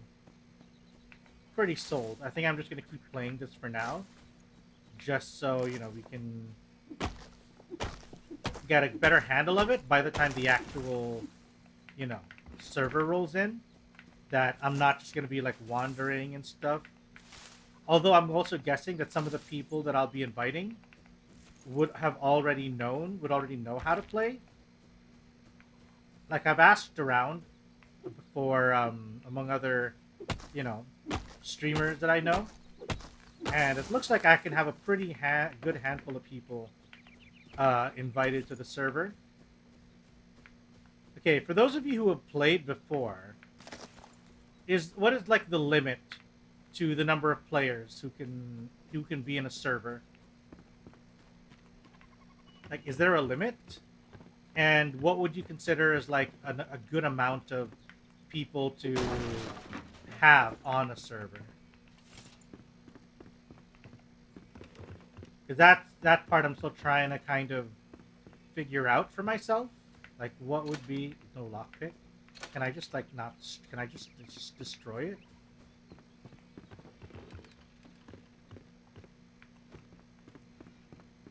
Ooh, what's this? Oh, that's like a hook. Okay. I'll keep that in mind for next time. Oh look, there's like a village or something over there. Oh, we gotta go through the shroud. And go through there.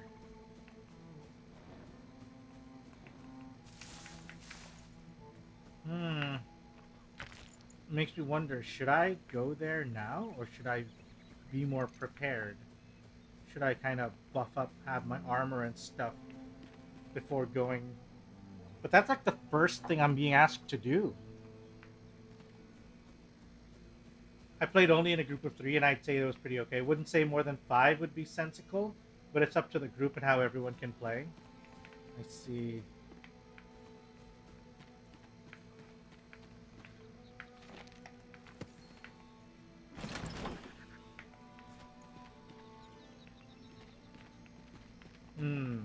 Okay.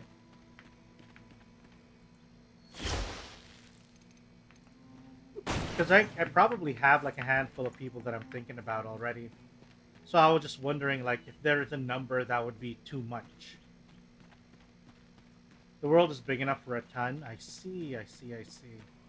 Okay. If I'm lucky, if everybody agrees, we may have, like, a handful of people. Maybe 5?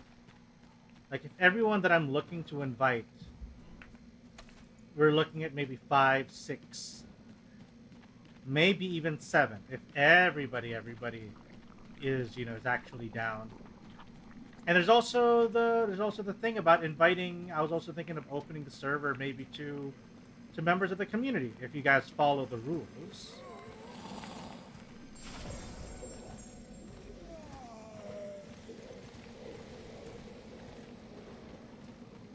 But yeah, because it would be cool to have, like, you know, like, imagine like a pretty big server.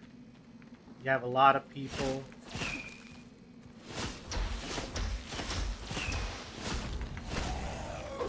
Ow, ow, ow, ow. Oof.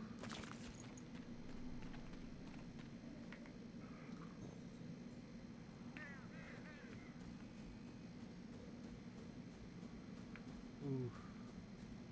Where are we? We lost sight.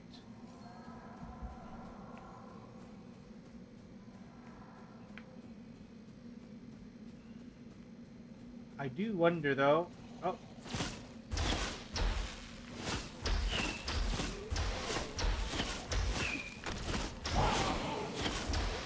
Okay.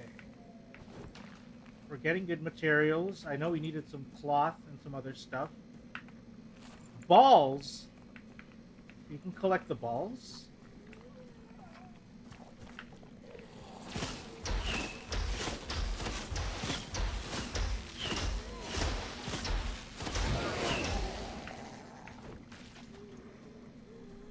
At least I know where I can get some steady, what do you call that? Get some of those torn cloth. Shroud liquid.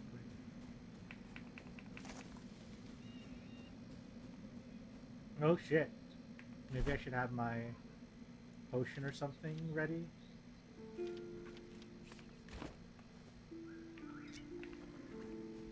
I don't have any other potions.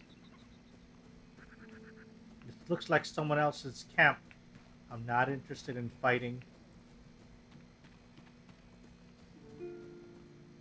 I wonder if I can steal some stuff, though. That's running. Is there no stealth? Oh, yeah, there is. Right, stealth.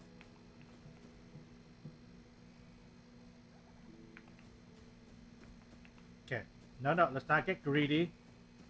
Let's just go jump straight into the shroud and look for that next cave.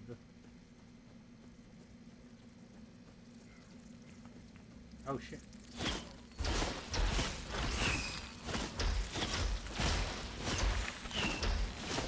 Ooh.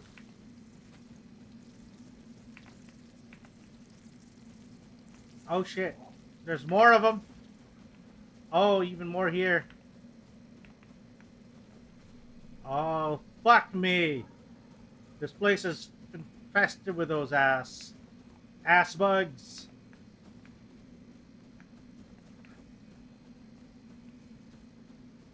It looks like I passed it. Is it there?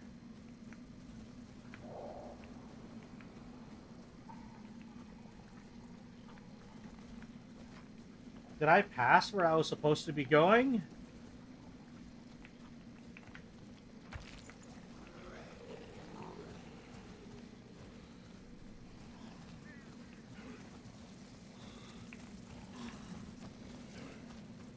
Ah! Ah! Ah! Piece of shit! Oh, shit! What? Fuck! I got one shot by that thing. The fuck was that? Well, I guess I'm back. Oh yeah, I need like armor or some shit.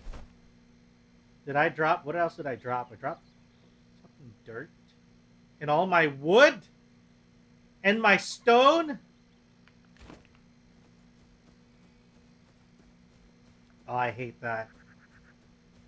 I need a prep. Alright, guys, it's a rebuilding arc now. Gonna have more wood and stone to build a proper arsenal of things.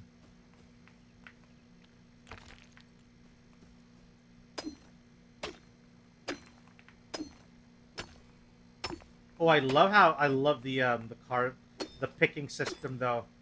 It feels very real. Like I'm picking out, like I'm carving out rock.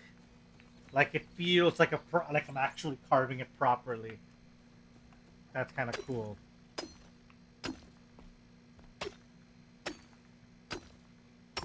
And it is limited by the stamina.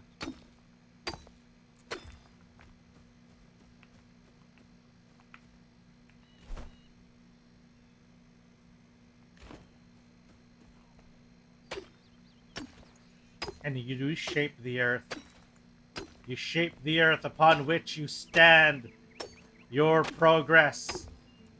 You can see your progress as you diminish the land around you.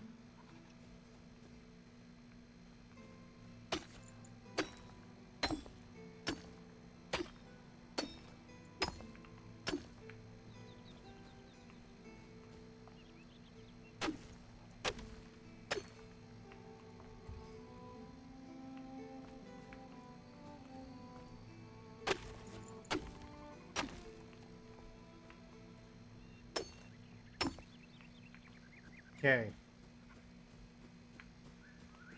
This. Oh, tar. Commune with the flame. How do I upgrade? Shroud core. Strengthening it. We need resin, bones, mushroom, shroud, liquid, spark, animal fur. Oh, we dropped all of our animal fur. I don't know if you had any sparks though. We need shroud liquid, so we need to go back into the thing for that. And skill tree. Huh. You could try to get it back. I could. But I've done dumber things. I have done a lot of dumb things in my lifetime. Retrieving gear is probably going to be amongst them. But I learn.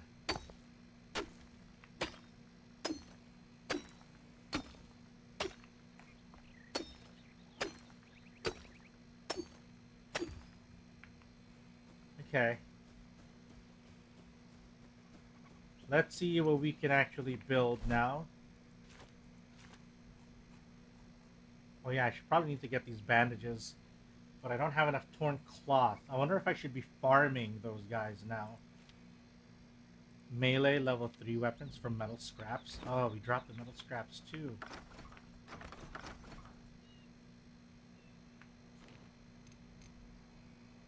Okay. got this.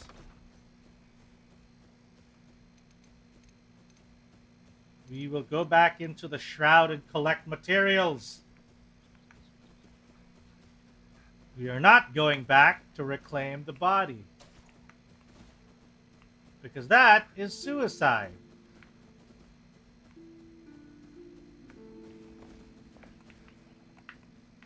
We will grab a couple materials. Maybe I should also build like a not going back yet.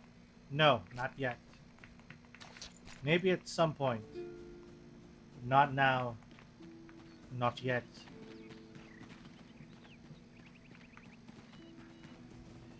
Oh yeah, we're getting another ad. Oh, there's nothing inside because we cleared it up earlier. Alright.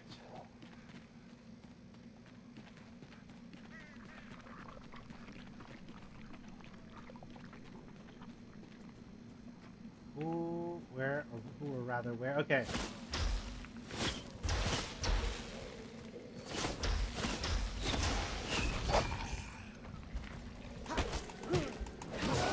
Ah, almost dead again. Oh my lord.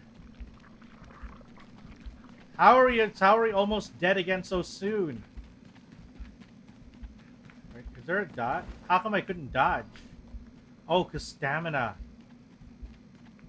Fucking hell, man.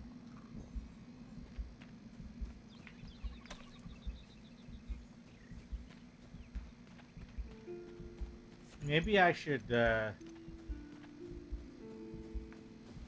sleep. I think I slept here earlier. Please tell me I recover? Just tell me I regen? No? Fuck.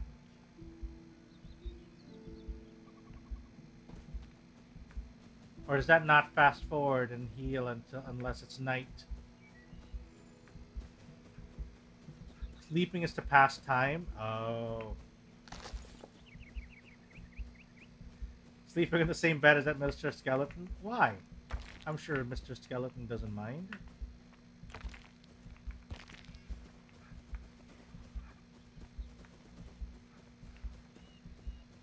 Maybe we should stick to the areas near us first. Maybe in Longkeep we can farm instead of going down into the deep.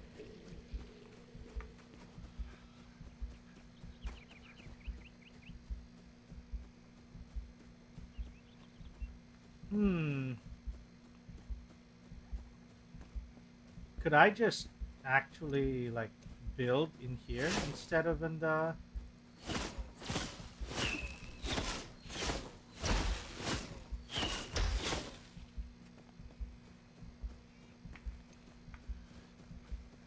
Where are ya?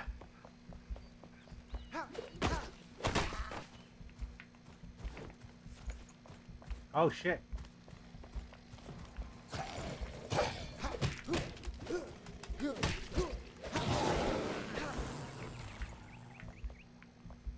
Okay. Playing this with this little HP sounds like an absolute nightmare. Where was the place with the cooking thing? Was it on this side? Get some water. Enhance stamina and regenerate, but we don't it's not stamina we need. It's HP. Was it here? I could have sworn it was near here.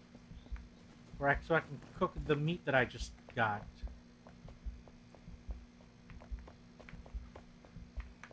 Ooh. Honey.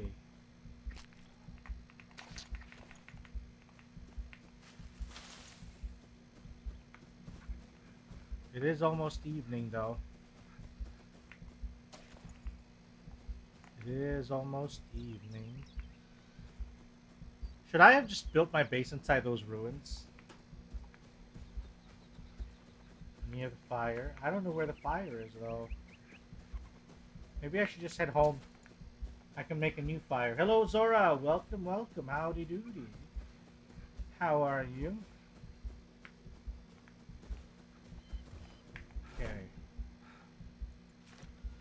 build ourselves a campfire. Put it somewhere here.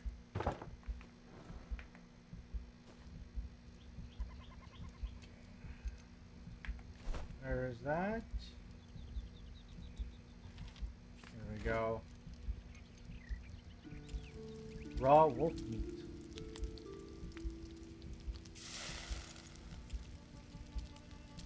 How's your morning, Zora? You're good? You're good? Sleepy, tired, but good? I see. Well, I'm glad to hear that it's good. You know, I remember you said it wasn't so good a while back. I think it was yesterday, wasn't it? So I'm glad to hear that things are better.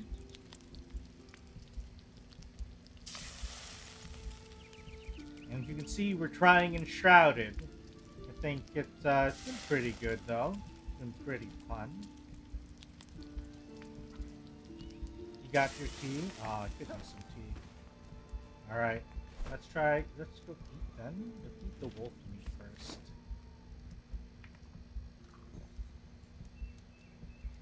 Am I not... Do I not recover?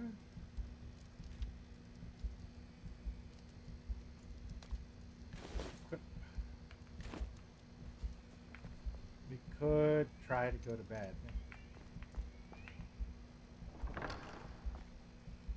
Except we don't have a bed.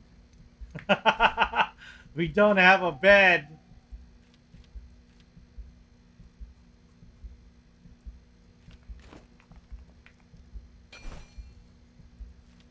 We needed more torn cloth. Okay. I don't want to go out and stuff, but we gotta.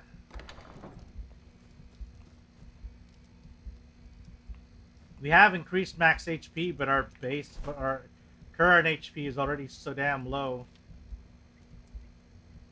A common ingredient with a smooth consistent needed for illumination of all sorts. So, making torches.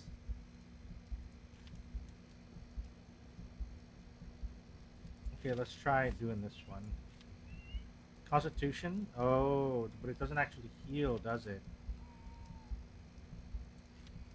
Health regeneration. Maybe we can cook the berries.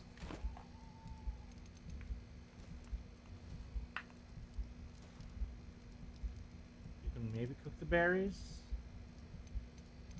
No? We can just eat them? Okay.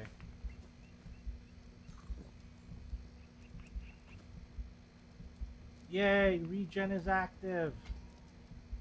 Oh. Okay. You have to wait until it's,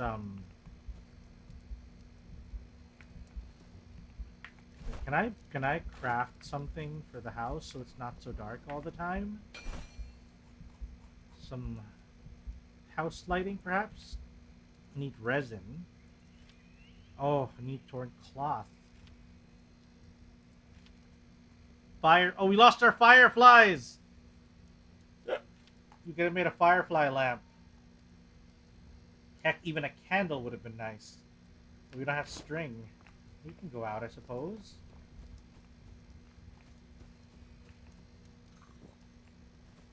Let's look for look for more bushes. We need to go get the bush. There we go. We have a couple bush we can get here. No, those are trees. Alright. I think the server is going to be fun.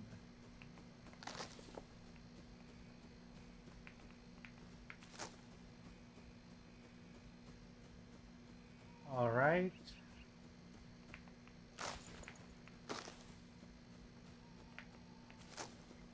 Okay, let's go ahead and head back and let's go do our crafting. I should probably not go out unless I have my actual, like, healing, until I actually... Oh, shoot, it's like Monster Hunter. I should eat before I go journey so that my HP isn't so damn low.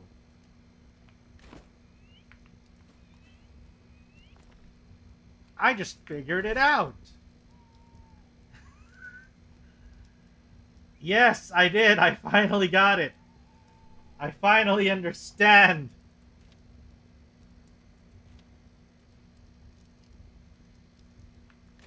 It took a while, but I got there. I got there.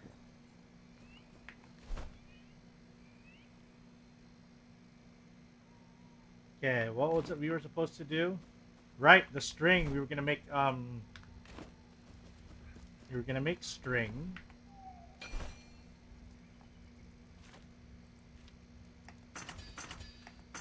And then we were gonna try to make a candle.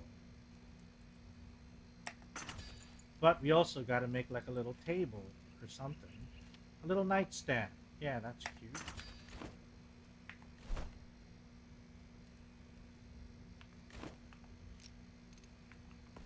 Let's put that, I don't know, here.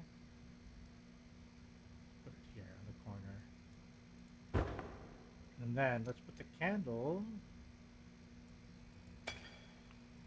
by the windowsill. Okay, that's okay. That's fine. At least it's not dark anymore. I guess we can probably try to go to the place near the, what do you call that? Near the shroud?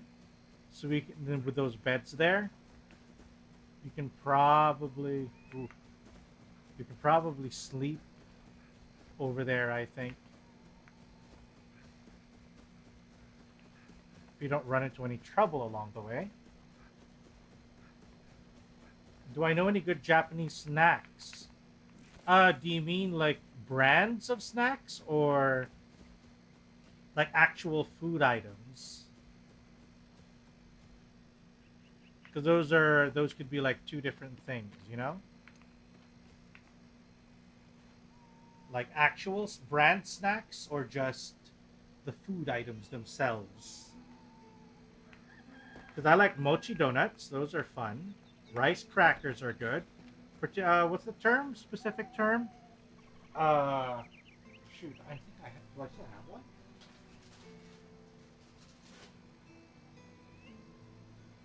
What are these called? Shoot. There's a specific term for the rice cracker. Can anybody remember what that what the Japanese rice cracker is called? Taiyaki. Oh yeah. That's the that's like a baked. Not really baked. It's like a waffle, almost like in the shape of a cake, or in the shape of a fish rather. All right, enjoy your lurk, Nito. Take care of yourself. Enjoy your food.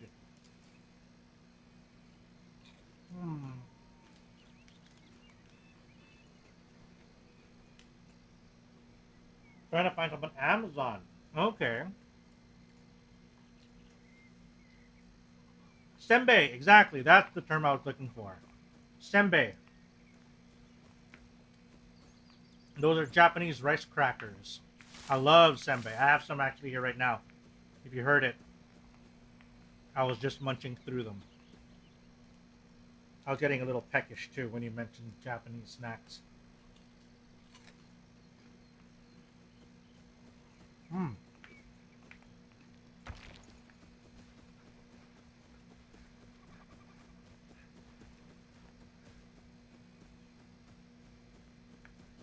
All right, we're good. We're slowly getting there. We're getting more and more competent.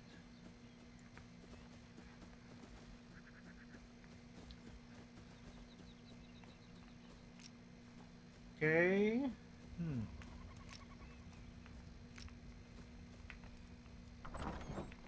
Now that we have this, what are the other things we can build now, actually? You know what? Yeah, I think now is a good time to get ourselves some new supplies. Just go raid Longkeep for more goods. Why is Amazon so complicated? I don't know. In order to get you to buy more stuff is what I'm betting. Buy more things.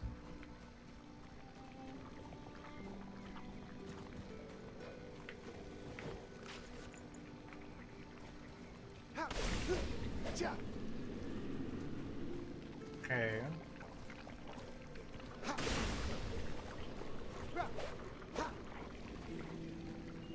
Gotta get rid of all of this rot.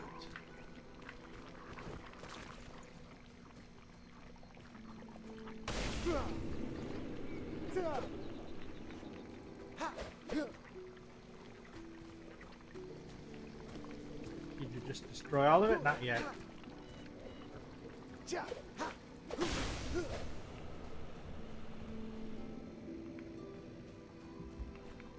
Oh man, I wonder if we can actually clear enshrouded places. You know? Or is it just like a permanent thing?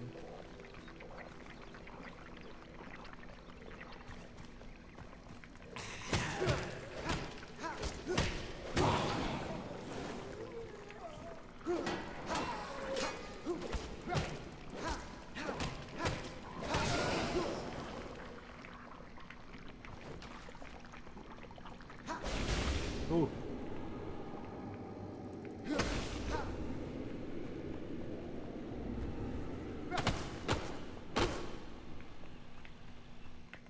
Okay, grab all the stuff we can.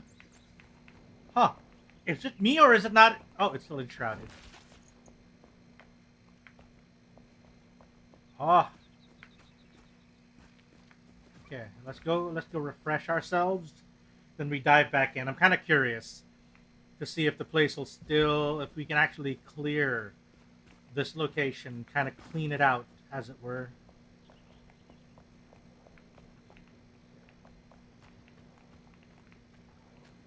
It wasn't exactly super explicit about it.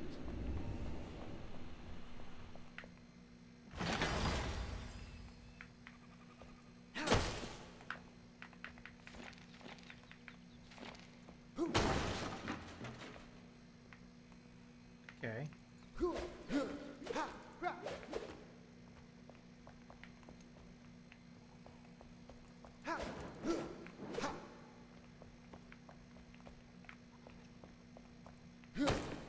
Nope. Okay, it doesn't seem like we can clear the place in that sense. I don't think we can clear the shroud.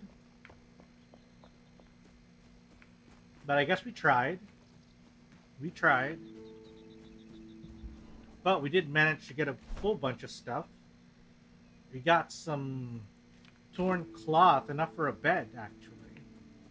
Let's go ahead and make ourselves a nice old little bed to sleep on. We also have, I think, 6 more minutes of being rested. I don't know if that's also what it means to get my for my what's this? For my extra HP boost. Oh, I need to make more string. Let's go make some string then. Let's make some string.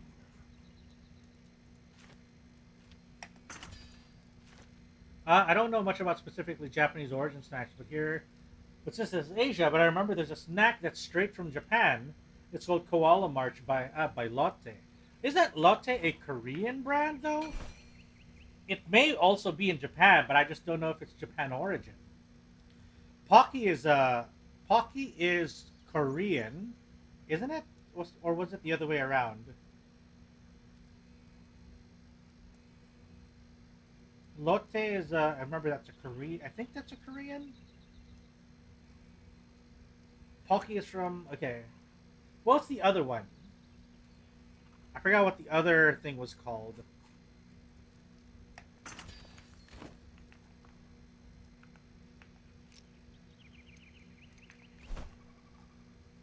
Ooh, I can set the bed down. Give me a second.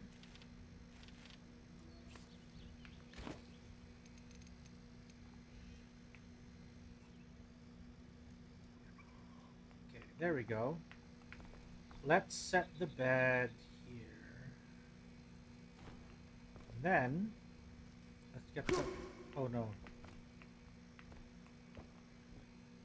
Use a summoning staff to summon a survivor. Oh, we don't have another survivor yet.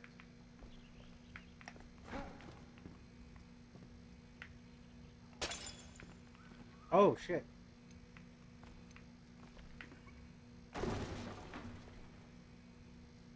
Now we can set it down.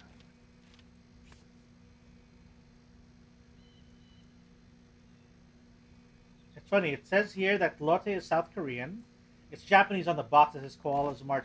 Maybe it's something they marketed in Japan, or maybe it's a Japan only snack. Could be a bunch of different things, to be honest.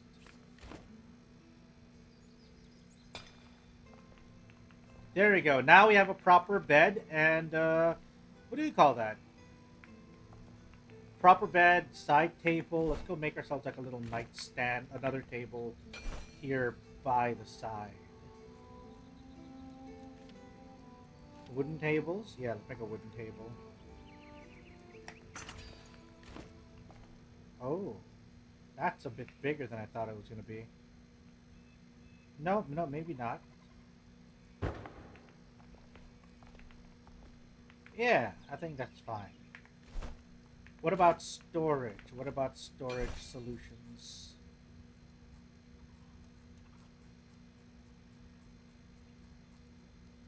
Okay. Tiny chest. Oh, I need strings. Okay, let's go make some strings.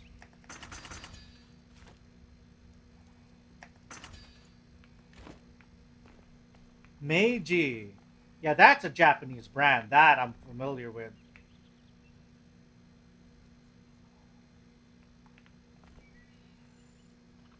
Mage, I'm pretty familiar with.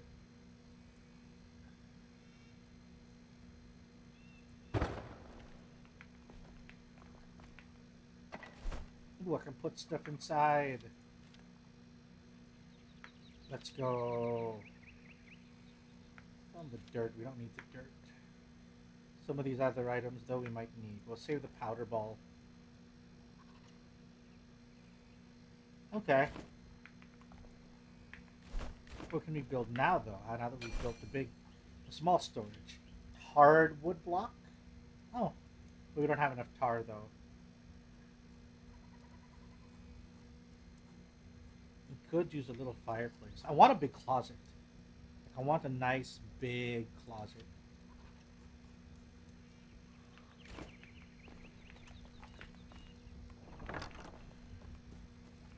All right.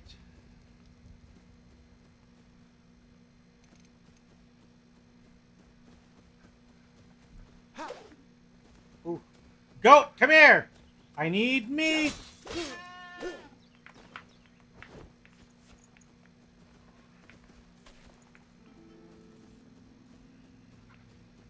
Ah. Good times, good times. Honestly, this game is pretty... It's pretty good looking for, you know, what I was expecting. I suppose it is because it's fairly modern compared to a lot of its contemporaries.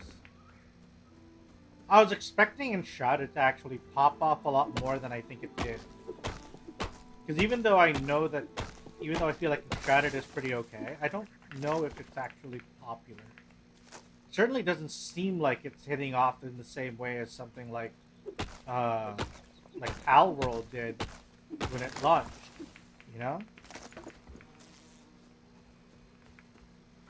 I suppose there isn't really a lot to the game that makes it stand out compared to to other similar games, you know? Ah! Ah! Ah! The fuck?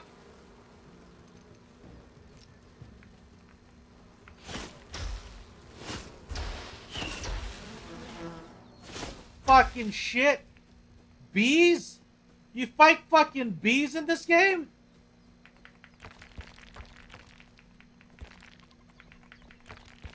Nobody told me I had to fucking fight swarms of bees. The fuck? Jesus. That caught me off guard. Fucking a whole ass swarm of bees.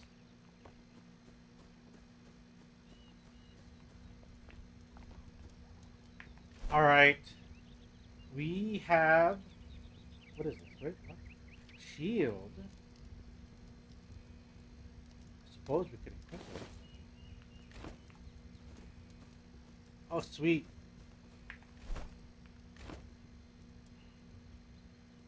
Okay. I think I need to have like a separate loadout, or at least I need to have like 2 different loadouts. All right. So we need to. How do I do this?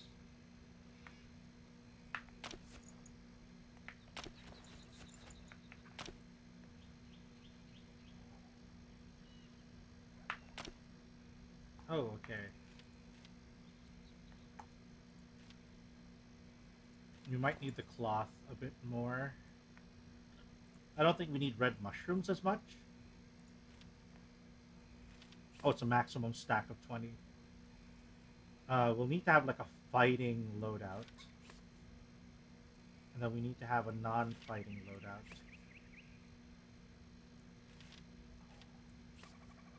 Apprentice wand. Better damage, 7 damage, I know. Huh? 7. Overcharge. Okay, then we need to put this back somewhere. Storage chest. Keep the wand, keep the torch, get the sword, keep the torch near the sword. Food items. Alright, and then maybe the magic stuff here too. This one does not need to be in my hotbar. Alright, we're good. Now I actually think we may be prepared to go back and retrieve my body.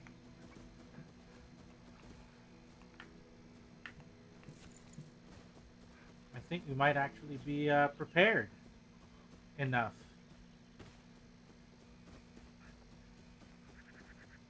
Let's go.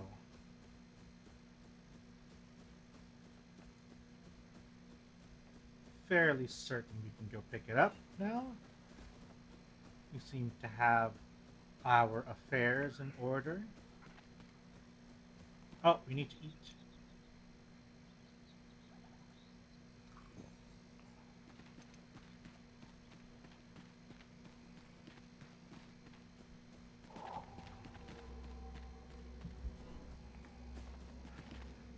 Okay, now we can...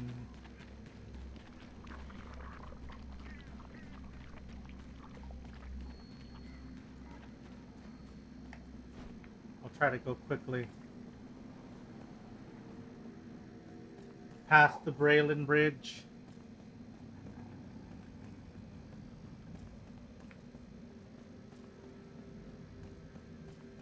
Maybe grab a couple of Spore Shroud Liquid while we're at it.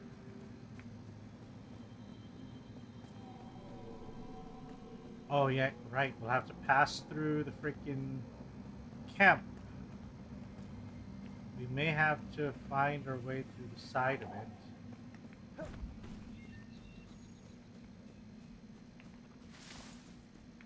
Yeah, let's go around it. We don't want to have to be fighting through whoever's owning this place. Also, hello dwarf. Welcome back. I hope you enjoyed your lurk.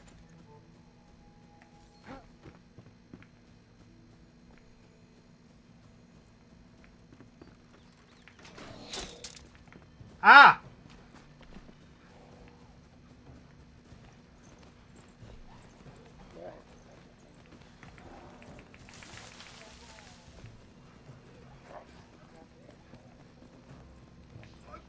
Sorry, I grabbed a bunch of your stuff. Your berries.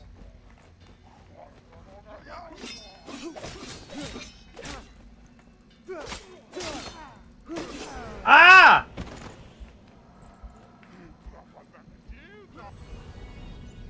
You know, I guess we were not ready.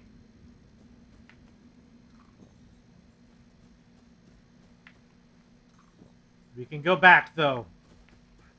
We'll go get our first body. I clearly overestimated my ability to fight. Man, those guys are hard. We can go get him, though. We can go get him.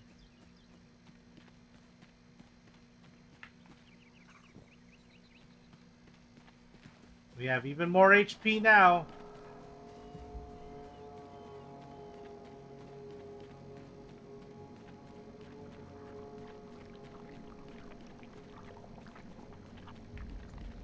We'll get there.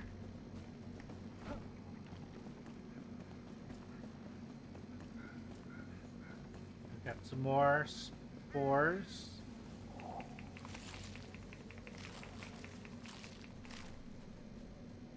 Maybe a rock.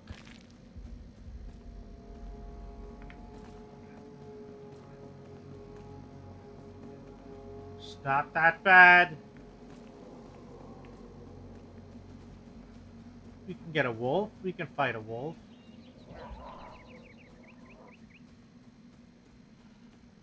Is that a wolf? Oh, that's a level 3 wolf.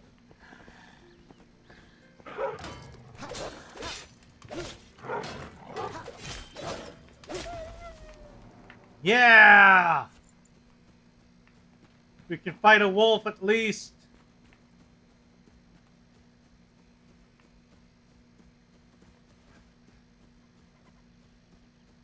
Okay, we can probably get the old body.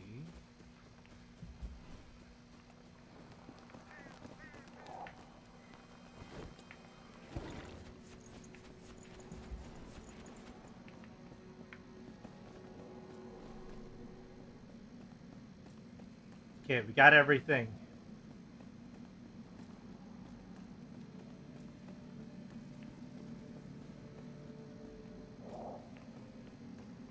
Question now is, can we get are we going to be able to get our body? At least get that. We've got a bunch of stuff that we'd like to retrieve.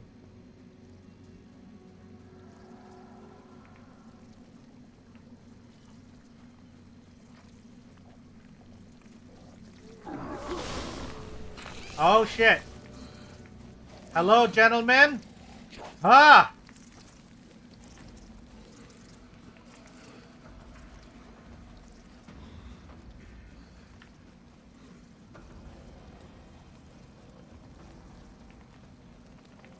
Oh, we did find her body, though.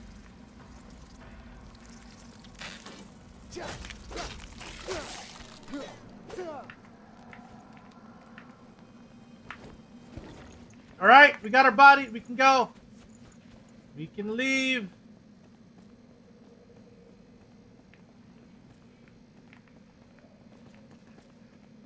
Now the question is whether we can make it all the way back to camp without fucking up something along the way.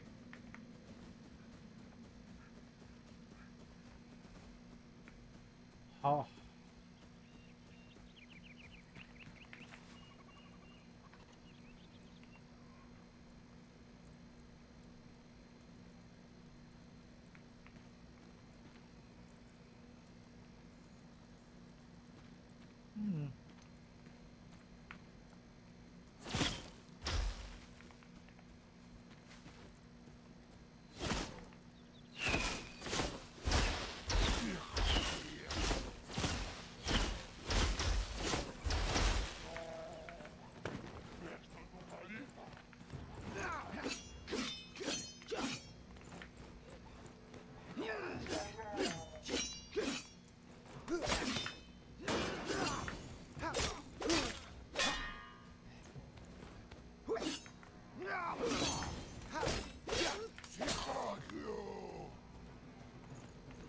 Come on.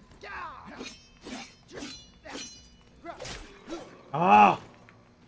Not this time, buddy. Not this time. I know how to fight you now. And that's very slowly.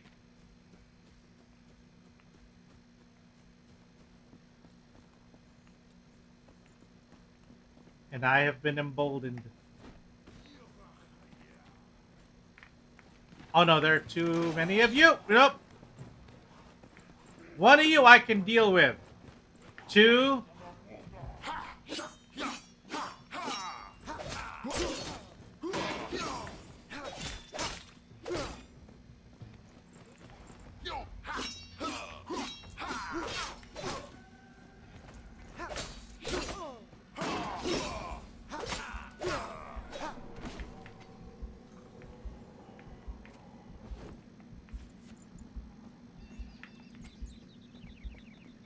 Ah! Need to yield.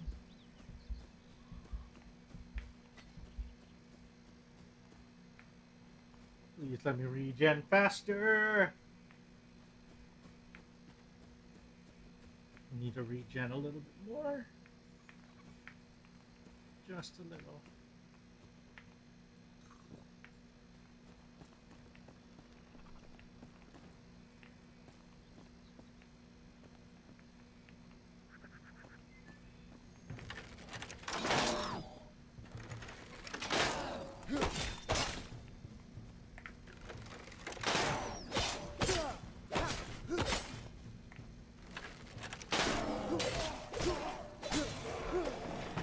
Okay. There we go. We're getting a little bit more proficient. We're getting better. We're raiding this camp.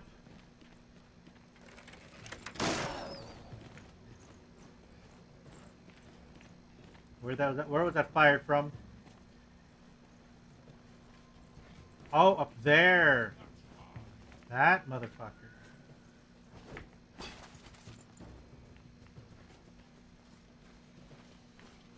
I don't have any ranged weapon of my own, so I don't think I'm going to be able to get much with that.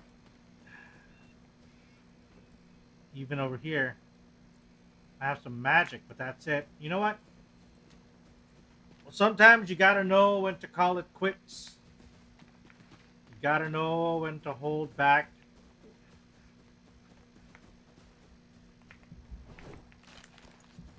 And I think we have done more than enough, to be honest.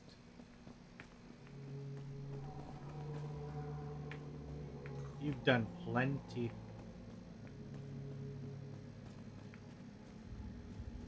What's this place?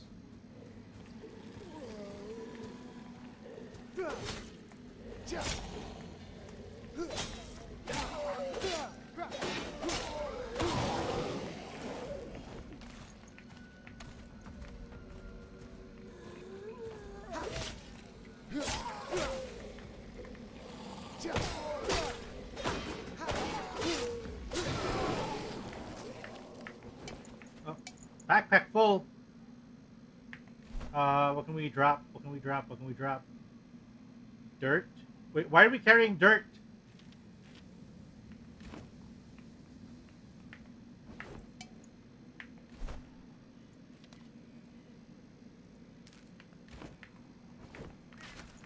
Grab the dirt.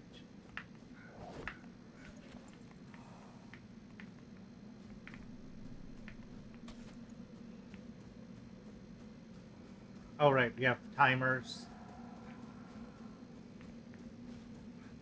Okay, we can make this. We're almost back home.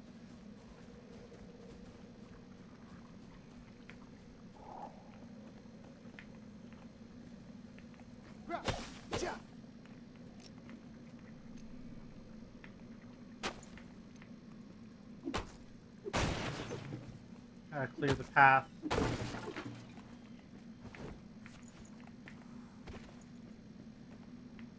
There we go. We're good. We're finally gonna be scot-free. Hallelujah. We're out of the shroud and we have everything we set out to look for. Praise the sun. Oh, take that deep breath. That fresh air. No longer the damp, dank darkness of the shroud. We're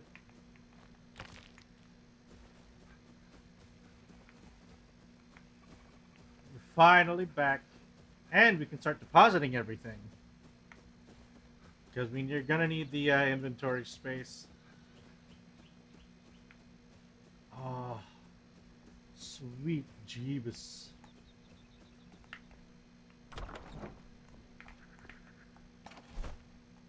Alright, tar. Let's move it.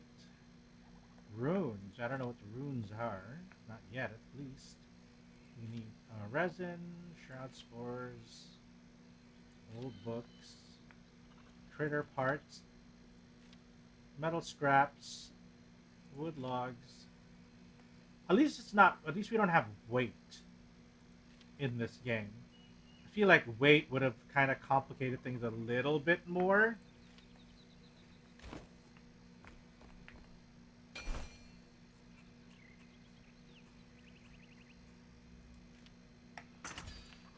Like, can you imagine if I had to, like, worry about how much stuff I was carrying in terms of weight?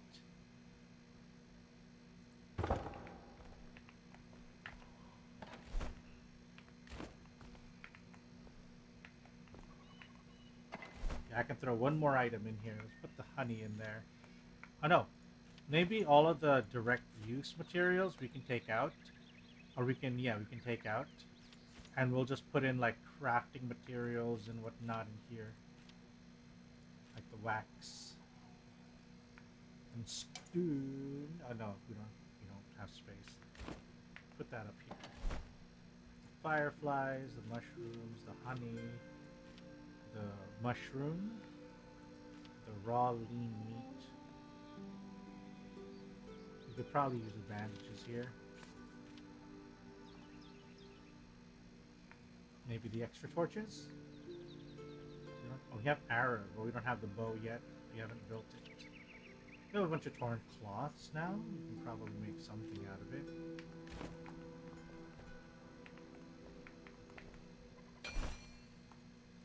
Uh-huh. What else do we have now? Oh, we can make a bonfire. Logs, nails, metal scrap. We can make nails probably from the metal scraps.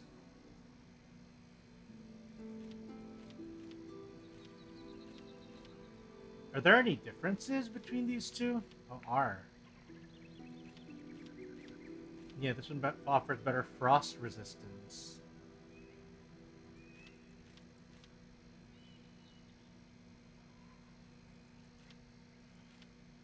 Should probably build this one. Where are the wooden logs?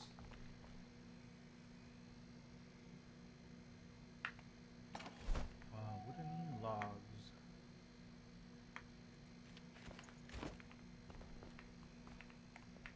Close this. So craft ourselves a good old fireplace. And put that here.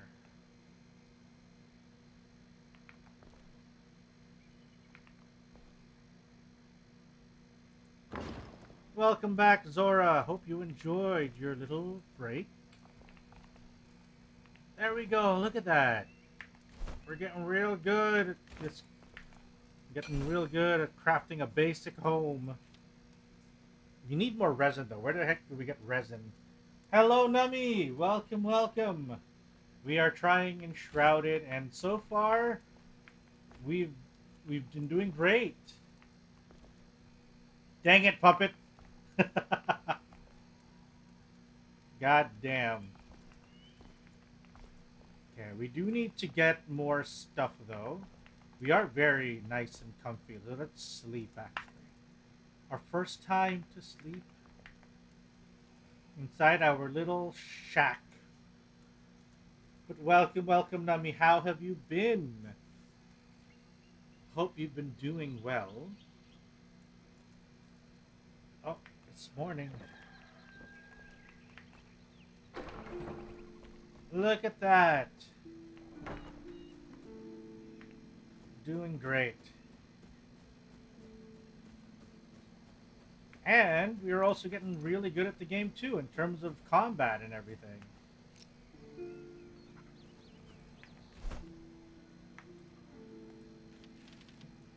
Thanks for the random gifts of the other day. Hang on, did you not?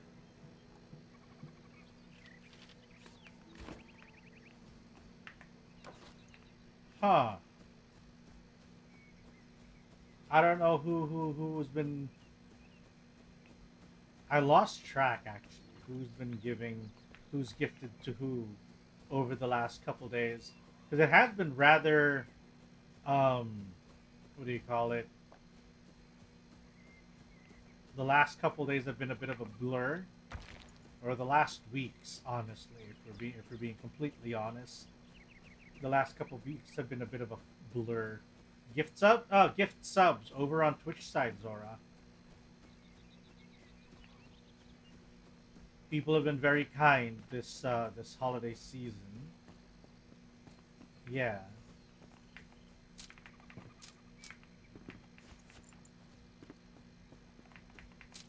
Oh, cool! You can collect the arrows off of these things. Oh, we don't have the grappling hook yet either, so we can't do that here.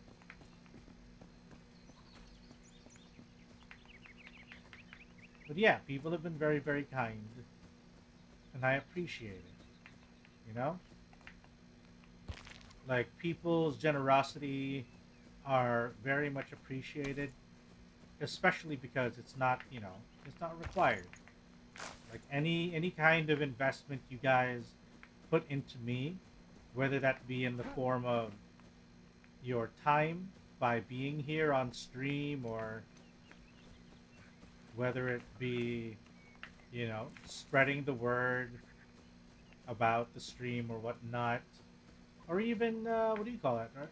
Especially if it was, I was thinking you, not chat. Really? What? Me? What did I do? I don't remember any. I don't remember doing such things. Like I said, the last couple weeks have been a haze. And here's the thing, Zora. I think, Nami. You do deserve, you know, a lot of thanks and a lot of praise. Actually, there is something I have been meaning to actually do. Now that you're here, I am actually reminded of the thing that I've kind of neglected on Twitch. Mostly because I haven't actually been the biggest Twitch, what do you call that? I haven't been super big on Twitch the last, up until very recently. Because I've been doing a lot of focus on the YouTube side of things. And then Twitch was more of like, okay, it's there. But it's surprisingly been very, very active as of late as well. So I want to make sure that I don't neglect either Twitch or YouTube chat.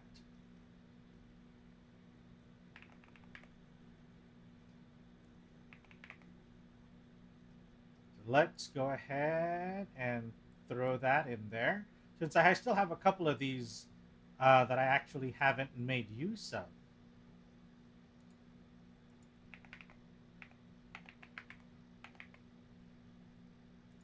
Let's see.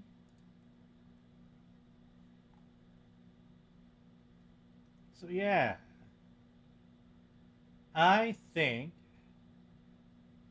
All right. Let's see.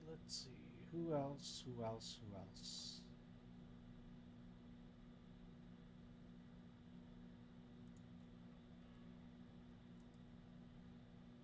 We got.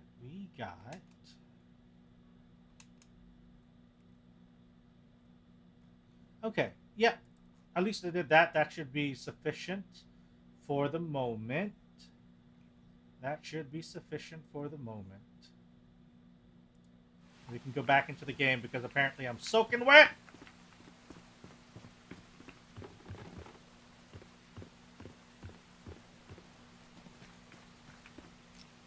What is it? Oh, no, I didn't say anything. It was, no, I misspoke. I was, trying to address, Nami, not you, Zora. Zora, I appreciate you because you're one of the people who keep me on YouTube. You know? Because there was a point where I was basically going through a bit of a kind of like a crossroads where I wasn't sure if I should, you know, continue multi-streaming or whether I should commit to a single platform. Because, you know, they do say that, oh, you know, you should focus on a single platform so you can grow faster in that area. You know? That is a lot of the times that's what they'll tell you. That's like the generally accepted wisdom, as they say. But in my case, I feel like I have a pretty solid, like I have enough people on. So why shouldn't you? What do you mean? Which does which same thing? As in sticking to one platform or streaming to both platforms? Not sure which one you're referring to. So how's the game been so far? Are you just playing by myself? Yes, I am playing by myself to mostly kind of get a feel for the game.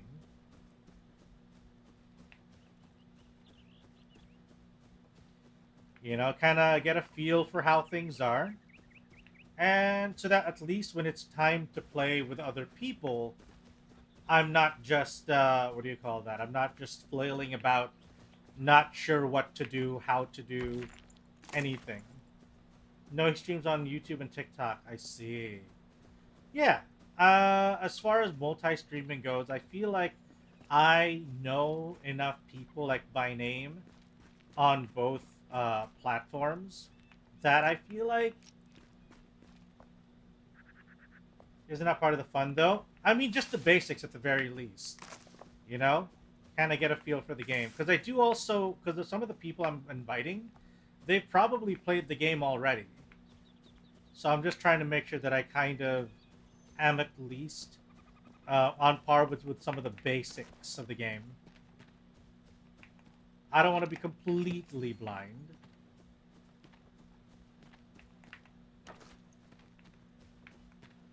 Because I feel like at least having some of it is going to be part of, it's going to be good to know. Instead of just, like, dying in the first area of the game. Which is why I haven't really gone too far, you know? I'm mostly staying here in, like, this first area, kind of getting a feel for how to do this, how to do that. Apparently, eating food, well, it affects the HP, and that I should probably, you know, eat that before going into some tougher areas. I wouldn't mind gaming with you, but I don't have you as a friend on Steam. I see. Well, eventually I will be starting a server for Enshrouded to have, you know, all sorts of people come in there and play. So eventually, Zora. It's just, I would say that's going to start around maybe next year. The reason I'm not having it, like, right now, or even, like, within the next couple weeks, is mostly because I understand that, that it's going to be the holidays soon. You know, we're technically already in holiday season. So that a lot of people are probably kind of, you know, they're busy with their plans.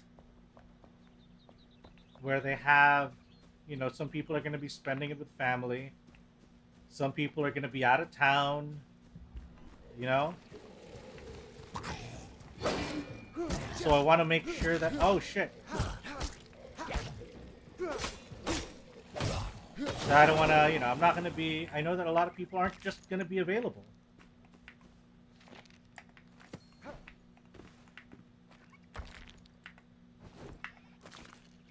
I am no more busy than any other month. That's... Unfortunately, not everybody has the same kind of availability, Nami. I appreciate you with, you know, having as much time as you do. I truly do. But yeah, like, there's also a lot of other people that I would like to have, that I want to invite. And I know that some people are just going to be on holiday. So I want to make sure that I also take those people into account.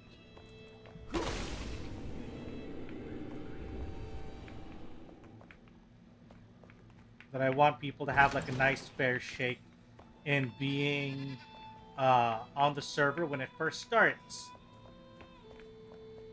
You know, because I know some people have trouble kind of, what do you call that? That some people have trouble getting into the rhythm of things if they're not there at the very beginning. I know that because I'm kind of like that. Like if I am not at the server at the very beginning or close to it, I find it a little bit difficult to get invested. You know, or at the very least, I feel like I don't know what I do. Just seeing all the people in the mall parking lot is too much. Oof.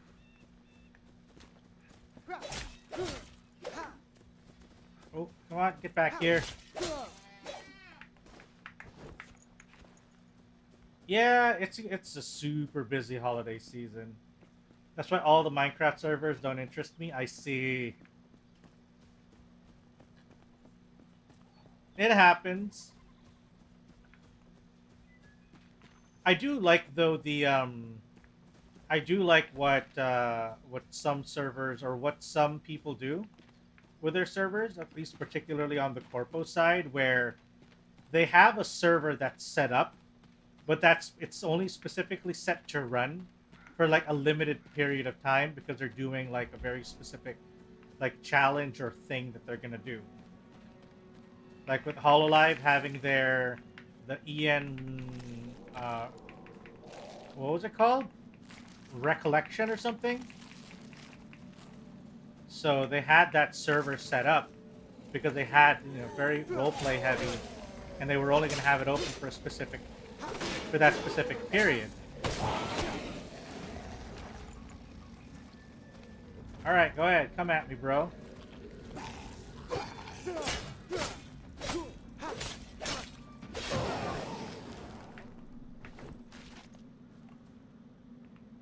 You get Halloween candy and Christmas candy after the holiday. Ah. Yeah, there's usually surplus. Like, I remember, what do you call that? Okay, so, just in case, for the people who don't know, I don't live in the US. But I do have, like, family that occasionally, that do live in the US. I have some folks who are, you know, they're pretty much there. They pretty much like migrated to the US. And occasionally though they do come back to, you know, for holidays, and they tend to bring stuff over.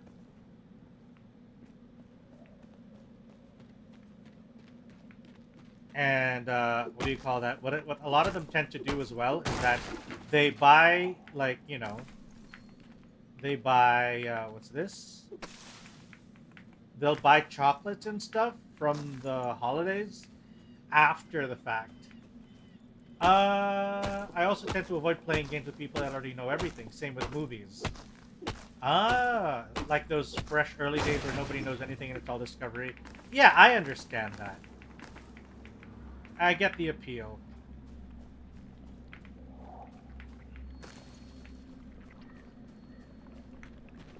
Okay. So, let's go ahead and actually, you know what? I think it's a pretty good time for me to stop on Enshrouded. We'll probably change category or change game. Just hate the music on the holiday because it's being constant. Holiday music playing everywhere. Do you guys have the exact same songs that play all year round, all holiday season? Otherwise, you just have that one guy telling you what the best year is, where to go, etc., etc. Ah, yes, that type. Yeah. Like, I do feel like that as long as there is nobody that's too far ahead. Because I understand that not everybody is going to be on the same level. You know, like, it's going to be very difficult to have everyone exactly at the same level, but there are going to be cases where sometimes you can get people close to each other's level as possible. Like, that's a little bit more reasonable.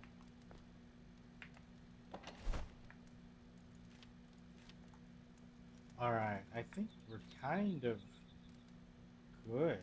Oh, we got an ad coming up. I put a lot of game time, but I'm very slow to progress. I see.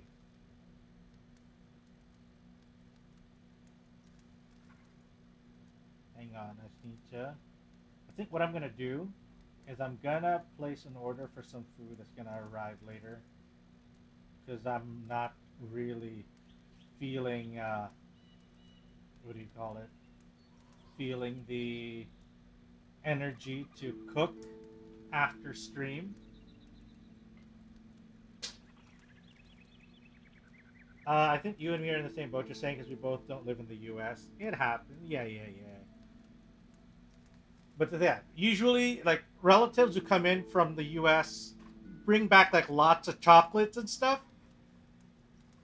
Yet they usually buy off season, and I find that absolutely hilarious. You know.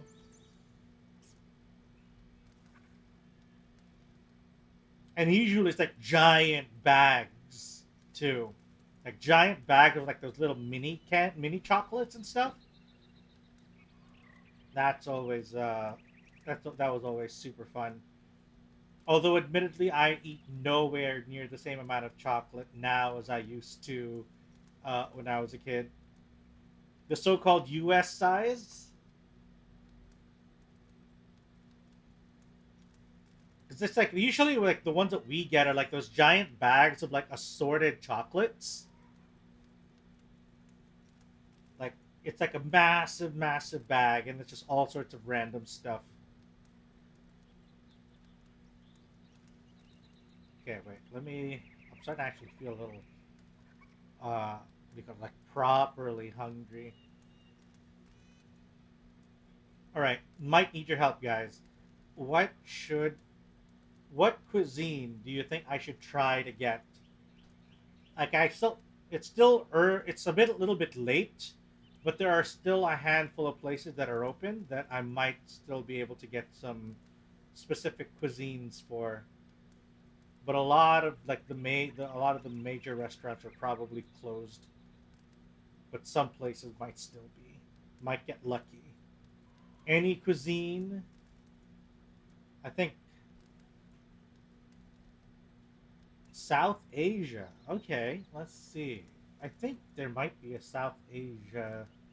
What do you call that? Cuisine I can go get something from. Oh, it is open, but flatbread for dinner. I see.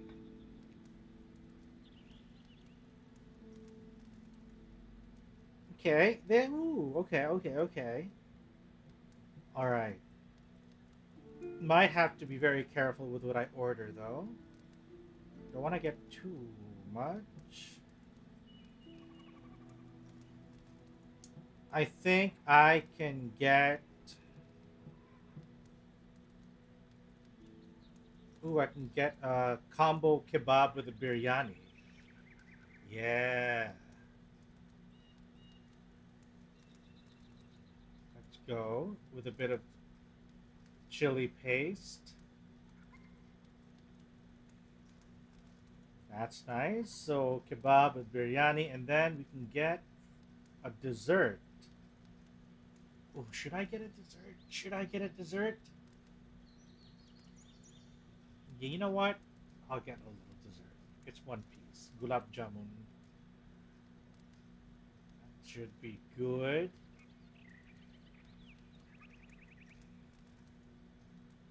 Yeah.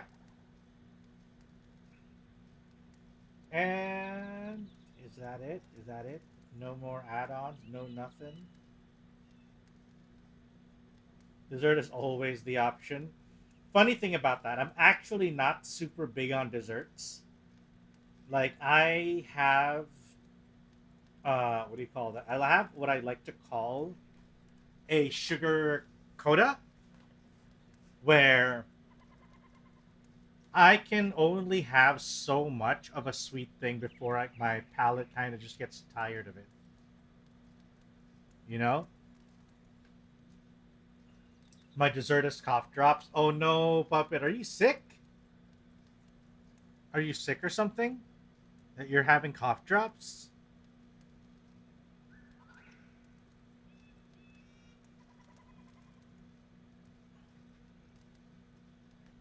Is your throat? Oh, just the way that you are? I see. I see, I see. Hang on, let me just get the AC off. It is getting a little, it is cold enough. There we go. I am enjoying the way that I am kind of making my smart home, or my home smart.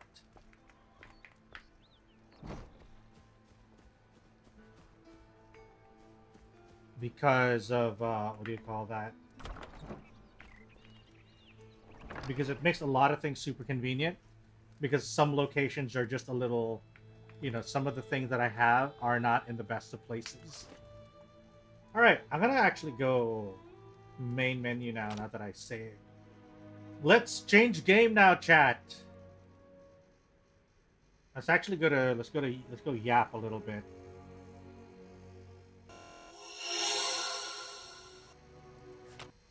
Okay, let's go. Let's also change the category over on Twitch.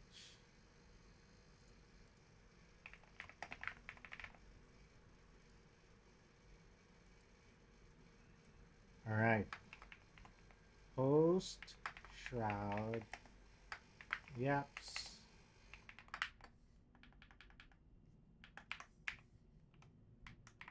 Oops, there we go.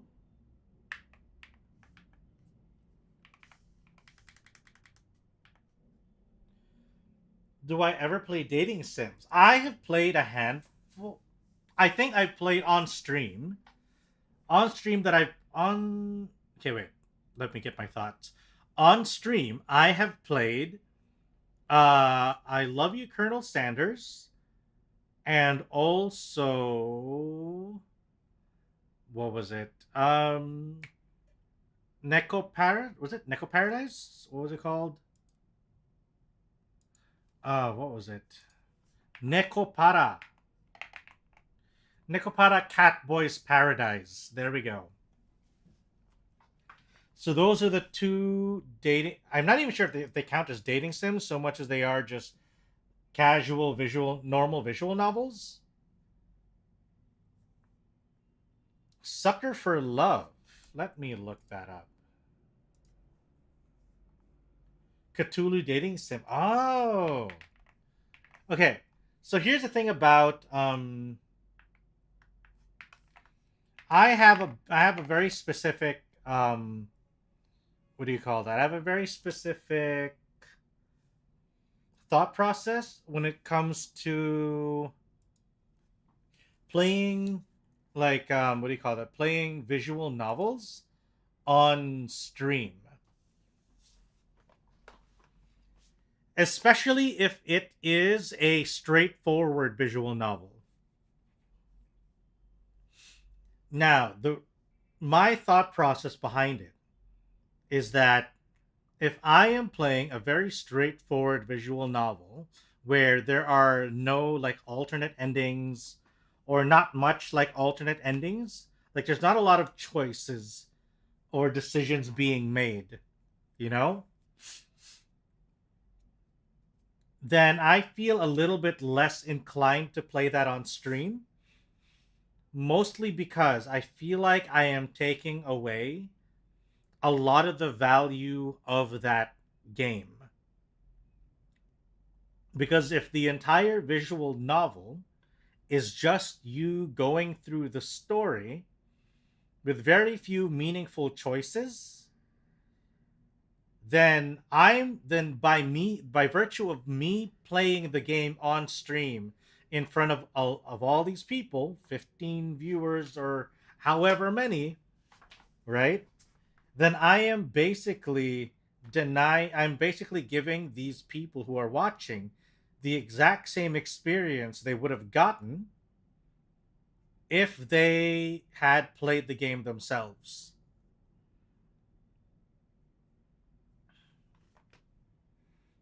I have one for you. It's only a demo right now, though. I see. What's that? There was an interest. Oh God, I think. Oh, there was an interesting game I saw pop up yesterday called Miss Side. Gave me Doki Doki vibes. Ooh, that's interesting. That's interesting. Hmm. Let me see. What is that? SI. Oh. Let's see. What are its categories? Oh wait, this is that yandere thing, isn't it? I think I remember seeing this on on social media where they were talking about like, oh, it's like a yandere kind of thing, whatever. But some of you won't even find like a problem with this or whatever. I see.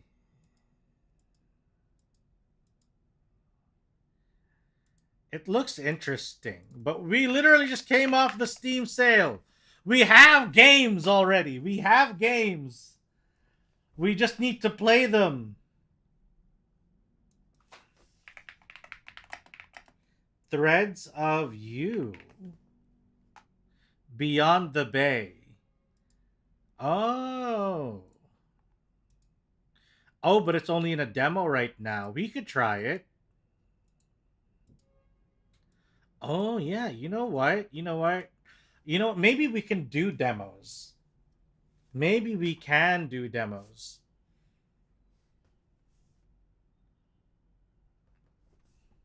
As for the Miss Side, that looks interesting. But yeah, we have a bunch of games we just paid for literally from the Steam sale. You spent good money on it. I want to play those games too. You know, I've been getting some good it's actually super funny because we bought a bunch of games and I find myself playing Marvel Rivals, a literal free to play game, and I'm like, why? Why do I do this to myself? Buys bunch of games during Steam sale, play immediately jumps to free to play game. Not games bought on sale or for next year. Ah, come on. I need to get some. We have a bunch of stuff that's in the pipeline for games. Yeah, one that's for free. That's amazing. Ooh, that sounds interesting. Let me also take notes so I don't forget some of these things you guys have been recommending, because I will forget if I don't write it down. Oh man, I'm getting a little tired. I feel like I still need to get the hang of getting enough rest so that I can actually play for the amount of time that I want to. So Miss Side. And what was the other one? Threads of You. And what was the Cthulhu one? Sucker for Love.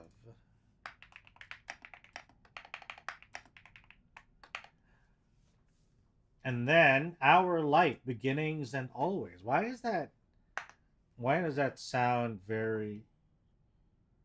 That sounds like something I would see on like the Play Store or something. Sucker for Love is a good Valentine's Day game. You know what? Yeah, let's do that. Let's actually do that for Valentine's. We'll do a bunch of, dating sims. And you know what? I feel like I want to just do the demos actually. It says, wait, it's free. The base game is free, but it looks like it has expansions and stuff that are not free. Hmm. I am a little confused though with the formatting of this game and its DLC.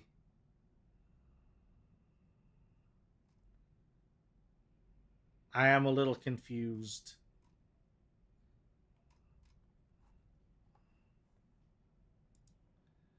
All right. Well, you know what? Let's do that. Let's have Valentine's. What do you call that?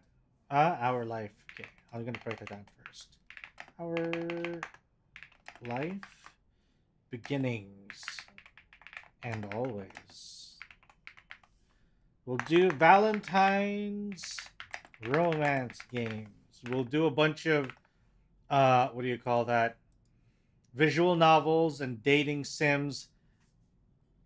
Should we? One of the things I wanted to try, like, I don't think I've actually ever played one properly, which is playing one of those, like, dating sims with, like, stats and stuff.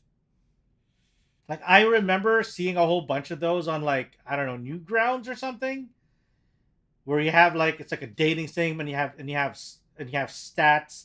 Like, imagine Persona if it was literally just the social links.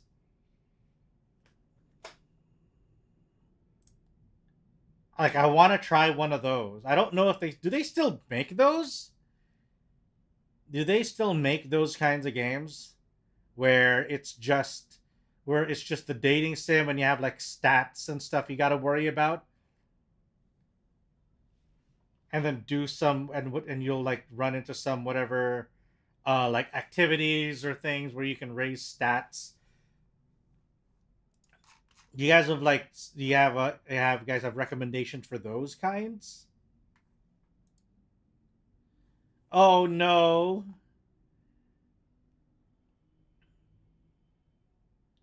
What is this? Oh no, I'm looking at Steam's like other recommendations. There's this one with actual videos of, like, Korean girls on it. What is this? 5 hearts under one roof. What is this? Oh man, it's like, this is something. Wasn't it, I imagine this is something I kind of expected from, like, the 90s, where what do you call that? Where you'd have, like, FMVs and stuff in games. I don't know why. I feel like that's such a, like, this is the kind of thing that would absolutely happen during that time. Ah, crush, got it.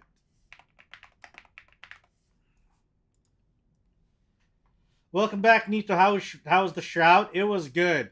I didn't want to get too far because I wanted to make sure that I didn't get too far ahead of everybody when it was time to play on the main server. So I'm playing it just enough so that I'm not absolutely, ignorant of the game's basic mechanics, but not so far in that I have, like, an absolute big leg up over everyone else. I would rather be the one behind, but not too far out, you know? But welcome back, welcome back. Now we're talking about, like, romance games and dating sims. Because we're probably going to be we might be doing some of those for Valentine's. We'll take, like, maybe a day or two, or we'll just do these. But I don't know. But because the thing is, we can only take 1 or 2 days off, mostly because we do have some major games coming out in Feb. We have Civilization 7, and we also have Monster Hunter Wilds. Oh my god. Well, Monster Hunter Wilds comes out more of end of Feb, doesn't it?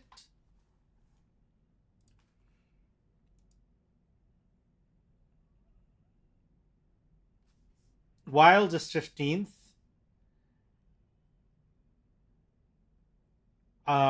Those are Cookie Clicker Facebook games.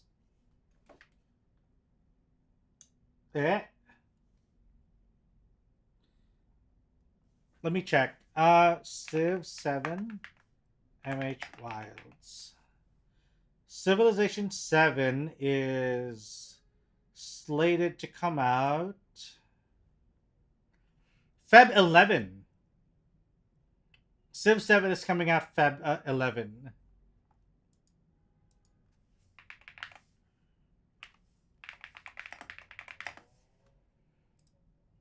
Wild is 28. Yeah, there we go. So we'll be playing Civ 7 first for sure. And then we play Wilds after. But in between, somewhere along the way of playing Civ, we'll be setting some time for, what do you call that? We'll be setting aside some time for the Valentine's Day games, where we'll be playing some romance stuff, some dating sims that I'm kind of taking some notes of right now. I don't know if I want to play this Korean FMV game though. It just seems like such a like a bit of a bait of a game.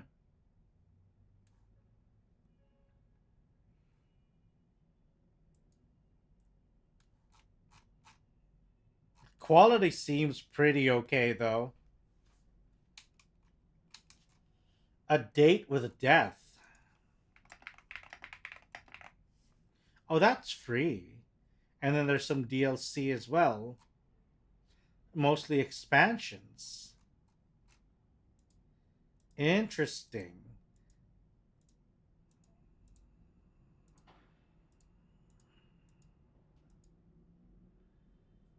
You could rerun Hades, maybe even two. Oh yeah, we can also try to have like we if we're gonna do dating sims, we'll definitely have the monster prom games. I just see adult patch and laugh. Really? Oh, you're right. Beyond the Bet adult patch. The heck? It's all just prawn games with the X scenes cut. Yeah, there's a lot of that on Steam ever since they started permitting X-rated stuff, R-rated stuff rather, I suppose.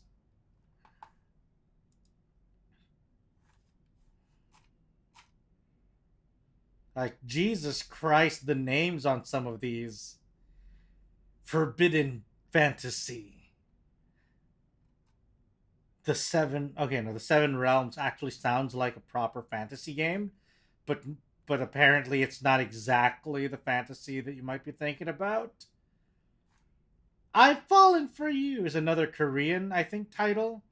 FMV, it's an FMV dating sim, but I don't know if this is, who is this by? Oh, it looks like it's a Chinese one.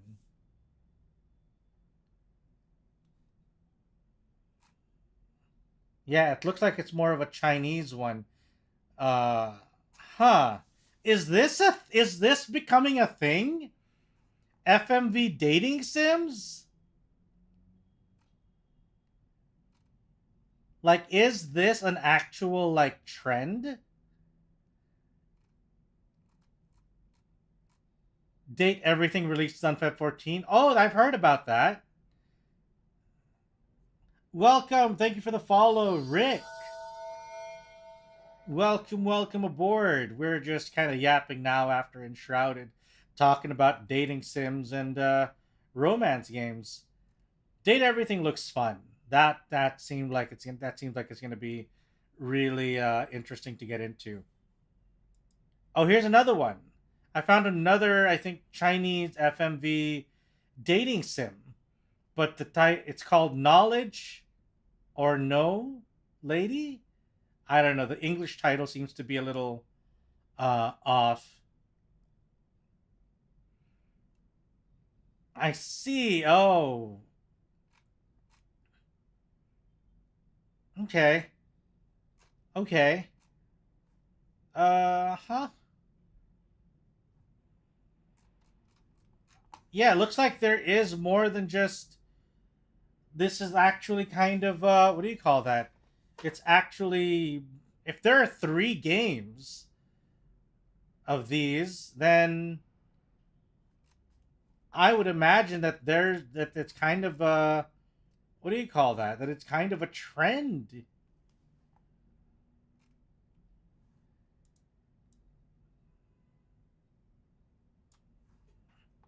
Like, how many more of the?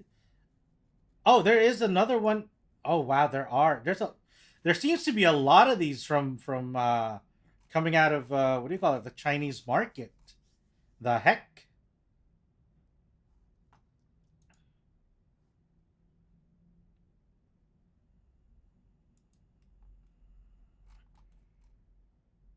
And it seems that the Korean one was what do you call it? It seems to be the first of its, or at least the most popular one out of coming out of Korea.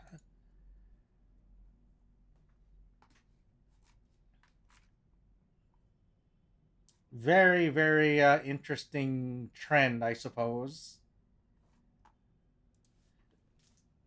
What would you even like? FMV dating sims? Is that like going to be the name of the category for these games?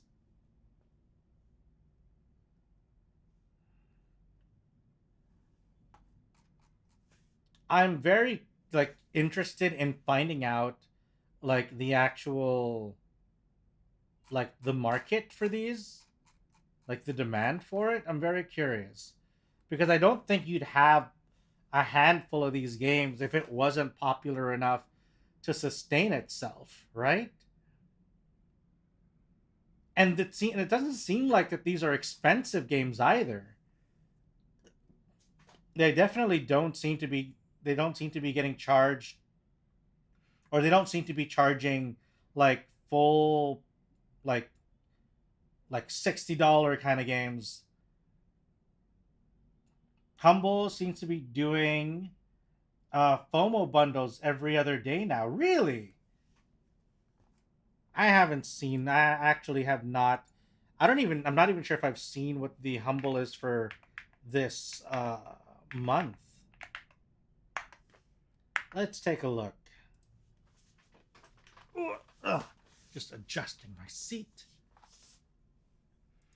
Okay, what's in choice this month? Monster Road Trip. Ooh, a month subscription to boot.dev. Uh-huh. Vemba, Incolinati, Moonstone Island, The Invincible, Crime Boss, Rockay City, Atlas Fallen, Reign of Sand. I gave mine to Kuro. I see. Monster Road Trip is fun. Old World and Bomb Rush Cyberpunk. All right, let's take a look at what the game bundles are. Disney Classics Black Friday bundle. It's a lot of Lego games. The heck? Sci-fi shooters, System Shock, Star Wars Dark Forces, Crisis 3, Doom. Devious Deck Builders. Oh, that looks interesting. Raw Fury. Oh, this is interesting. Snufkin, Melody of Moomin Valley. It's also Monkey Island games too. I see.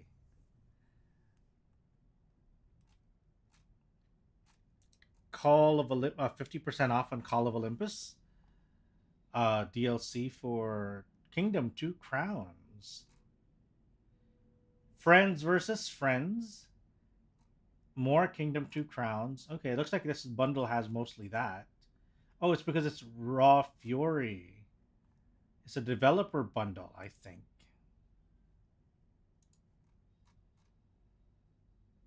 Rawsember to Remember.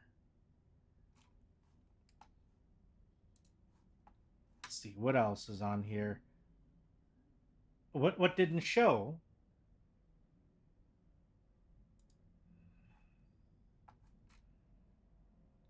Were you trying to share something, Zora?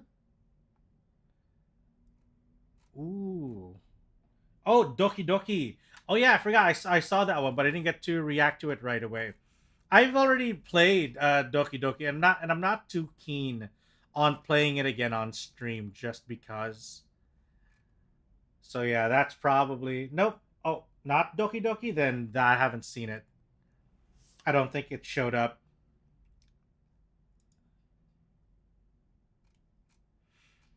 Yeah, I think there's a good bunch of stuff on here. Okay. Have I gone through the Danganronpa games? I went through a Danganronpa phase. But that was like before streaming. I think the only Danganronpa game that I have not played was V3. And I've heard that it wasn't really it wasn't great. So I never really actually got around to playing it. But I've played Danganronpa 1 and 2. I've watched the anime, both the original one and also the future one, which I found very fascinating.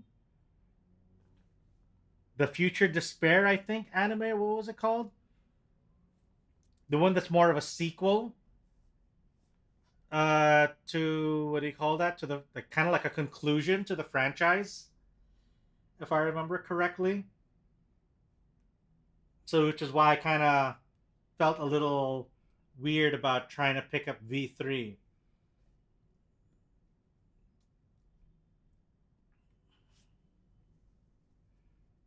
But I had my fun. I had a ton of fun playing Danganronpa.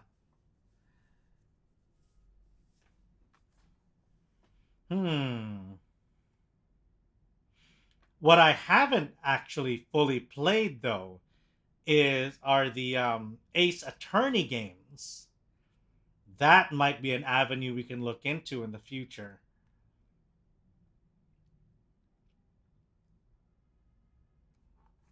Error 143. Let me take a look at that. Objection! Ah, there we go. Error 143. Got it.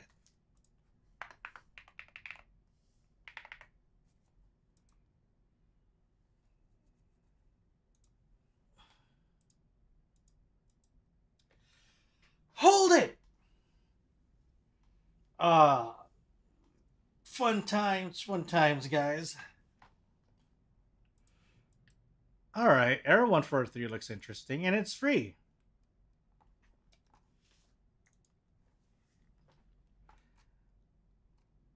Fact about that game is that it has my IRL name in it. I see.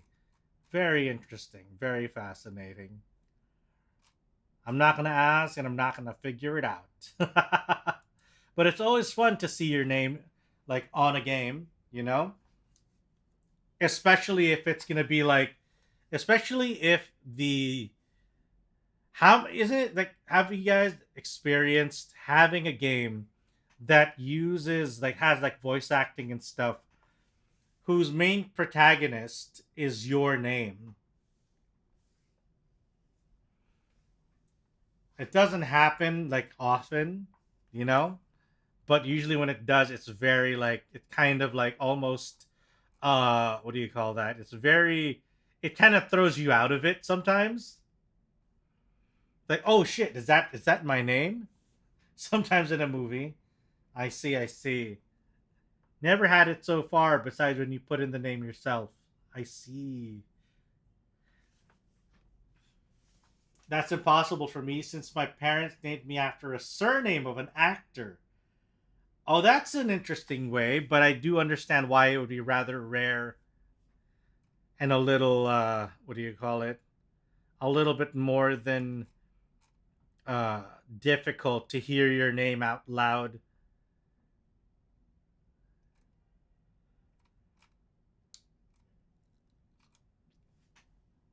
Okay. Trying to find, like, I'm actually trying to find, like, a good, like, dating sim with, like, proper like an old school visual novel dating sim with like stats and stuff. Wait a minute, I know a franchise. I won't say anything about my name, but I will say it's not really a name in a dating sim. Got it. You know what? Maybe it's not a dating sim I'm looking for. Maybe it's just, I think what we might be looking to do instead is Princess Maker.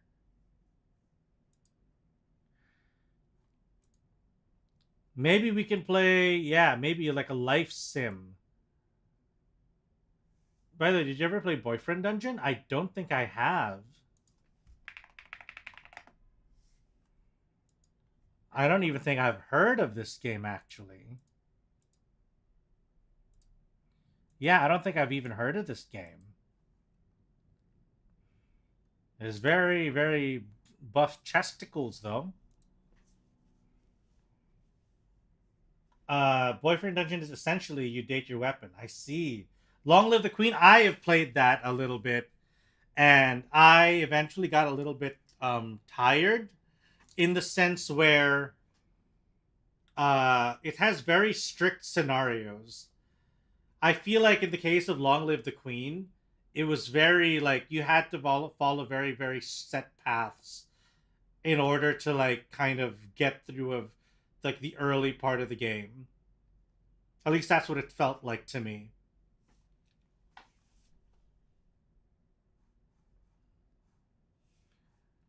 Let's see. Let me check some of the other Princess Maker games. It seems that there are two versions of Princess Maker 2, even. There's Princess Maker 2 Regeneration.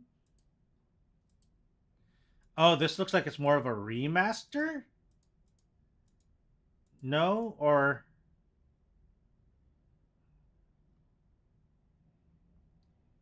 huh?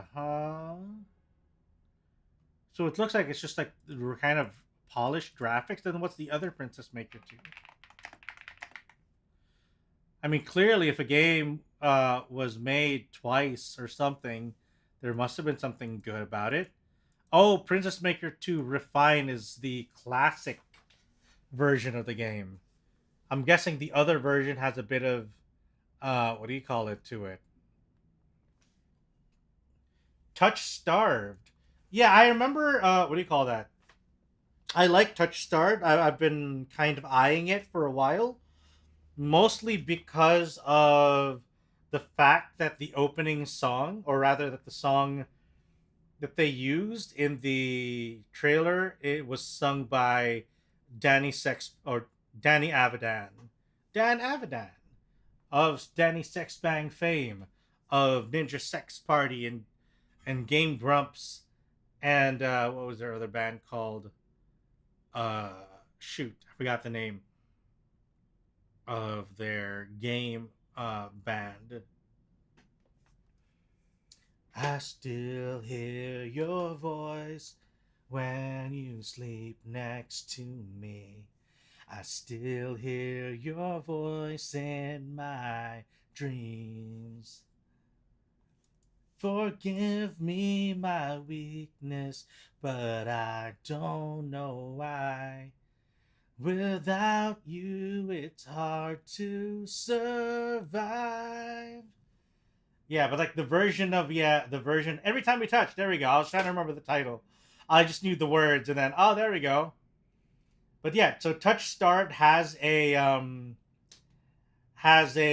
like rearranged version of Every Time We Touch that was covered by Dan Avidan. Super cool version, by the way. If you can hear it, if you can listen to it, it's really it's like, ooh, that's pretty cool. Especially if you can kind of get yourself to forget how to if you forget how the original song goes. Cause every time we touch, I get feeling, and every time we kiss, I swear I can fly. Can't you feel my heartbeat fast? I want it to last. Yeah, and then if you can get yourself to forget that version for a while, it's kind of cool to hear the Touch Star version. Oh, there's a full-on like classic Princess Maker. What do you? Oh no, you guys. Do you guys often encounter that feeling of disappointment when there's something that looks like you want to try? Like, oh, cool! It kind of seems like it has cool stuff, and then when you open the game page, and then you see that the all reviews is mixed, and you're like, oh man, what's wrong with you?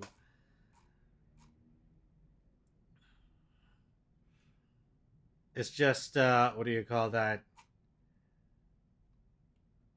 At least it's not that bad. Yeah, but it's like I feel like mix is like the biggest gamble of all when you pick up a game on Steam with mixed reviews, which is why I feel like when I see something, when I see mixed, I will not buy it unless I check all of the reviews and find out exactly what it is that has everybody divided. You know?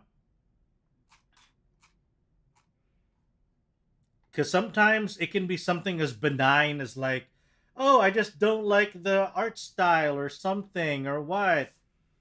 Other times it's as something as absolutely breaking as like, oh, the game crashes a lot. By the way, there's Indie Expo on Steam again. Sadly, no demos, but interesting games. Also, haven't seen any dating sims there yet. I see. I see. I see. Well, we'll find out. I mean, we have a handful of good games already that we've noted for what do you call it? That we've already noted for next year. So I think we'll have like a handful of good choices at least. Oh no, it looks like that the original Princess Maker kind of like refine or remake. Looks like the problem with it is that it tends to crash for some people. FYI, next year is the year of the snake. Oh no, is that the? Are you referring to Metal Gear Solid? Oh no, I'm guessing that's just Lunar Year, Lunar New Year. What do you call that? Lunar calendar. What do you call those? Yeah, yeah, yeah. Year of the Snake. Oh yeah, I should probably check what the what do you call that? What are some of the things they say about the year of the snake? I find it. I also find it that when it comes to like some of the horoscope, like the lunar calendar horoscopes and stuff, it's a lot harder to like say, "Oh, I'm a this, I'm a that," because it's much more specific to year rather than like rather than like month. So it can be much easier to pinpoint someone's age based on like what their like zodiac is and what their eastern zodiac is. You can say the animal, but the element, but the element with the animal is way more specific. Yeah, but I feel like even once every 12 years is already pretty. It can be very specific. You know, you can at least you can date people at least by decade. You know,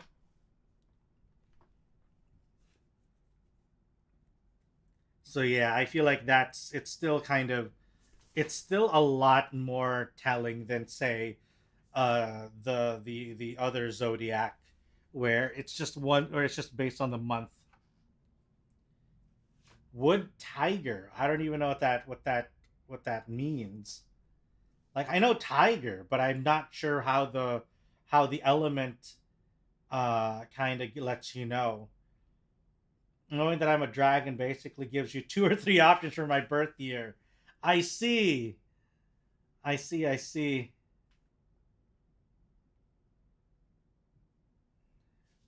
A wooden tiger. Like I don't know enough about Eastern astrology to kind of to get a proper gauge on it. Like I know like the 12 animals, and that's about it. That is Tiger Woods. Uh, what do you call that? Like I don't know enough about it. All I know is like the 12 animals. That is about the extent that I am aware of. I don't know about the elements. I don't know about any other little nuances about it. I would like to know more, but I'm not, I feel like I'm not interested enough to explore it any further. Which is why you never give your birth year Chinese zodiac. I see you just tell them what your they can pinpoint you. I see. Earth dragon. Earth dragon, wood tiger. Kodo has been here forever. Welcome back, Kodo. Welcome back. We finished playing some Enshrouded. You know, finished some Enshrouded earlier, and we had a good time. And I think I'm pretty sold on actually getting it for what do you call that, for next year's server. Is Kodo Year of the Dragon? Year of the Rabbit? Who knows? Year of the Bun Bun, Year of the Dragon. I remember you did the Kodo, you did like the back to back Year of the Bun Bun and Year of the Dragon, right? You did the back to back Year of the Kodo.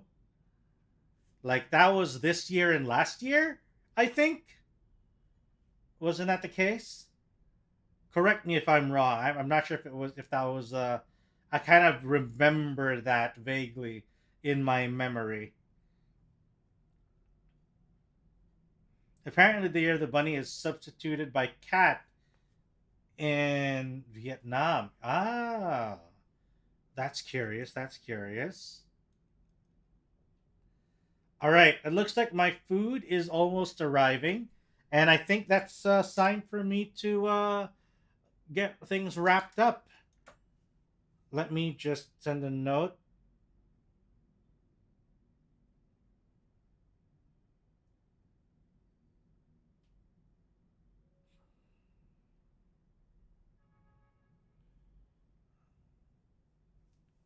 The long Koro. Yeah, 2 years are combined long year of the Koro. Yeah. That's what I was remembering. Yeah, that's what I was. That's what I thought. Also, I didn't realize that the Princess Maker games, or at least the original character design, were from Gainax. I did not. What do you call that? I did not realize that Gainax was involved with Princess Maker.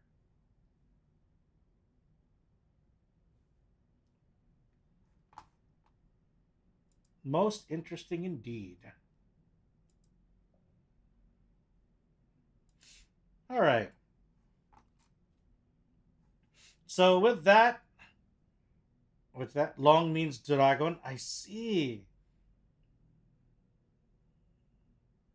All right, that's part of the Isn't that part of the reason why there was like that weird translation in Street Fighter 2? I want to say in the English translation of Street Fighter 2 when they had like Akuma pop out of nowhere and he had like this dialogue or something.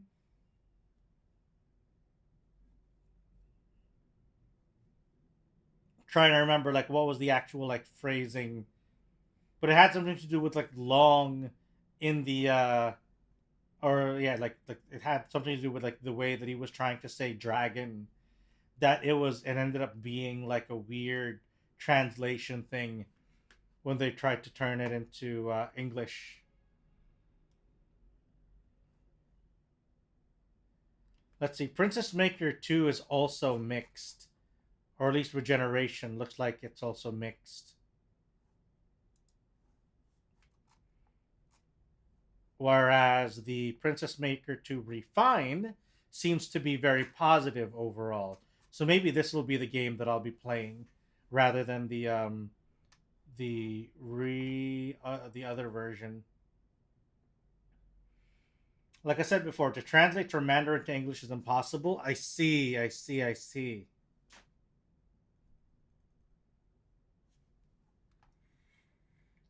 not really long. It's actually something like long. Long. I suddenly remember that Japanese commercial series. Long man. Then uh I remember I did not laugh as hard for a commercial as I did when I watched the Long Man commercials for the first time. It was absolutely just hilarious my brain could fathom. You know? Seems to just be mixed because it's a bad port. That's what I seem to hear about. What do you call that? That's what I seem to hear about the Princess Maker 2. Apparently, there are two versions of Princess Maker 2, which is Refine and Regeneration. Regeneration seems to be more of like an enhanced port where they added some stuff and it has like widescreen support. It's basically more of a remaster. Whereas Princess Maker 2 Refine seems to be more along the lines of a polished port. So closer to the actual original game.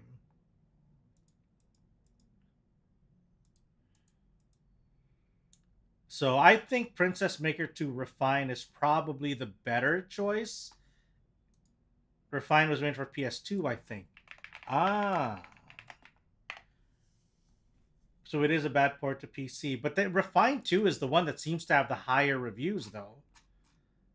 Because Refine, the reviews for Refine are mostly, primarily very positive. Whereas Regeneration is the one that has mixed reviews.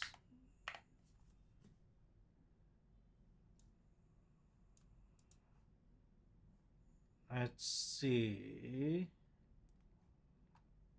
Yeah, Regeneration is the one with the mixed reviews.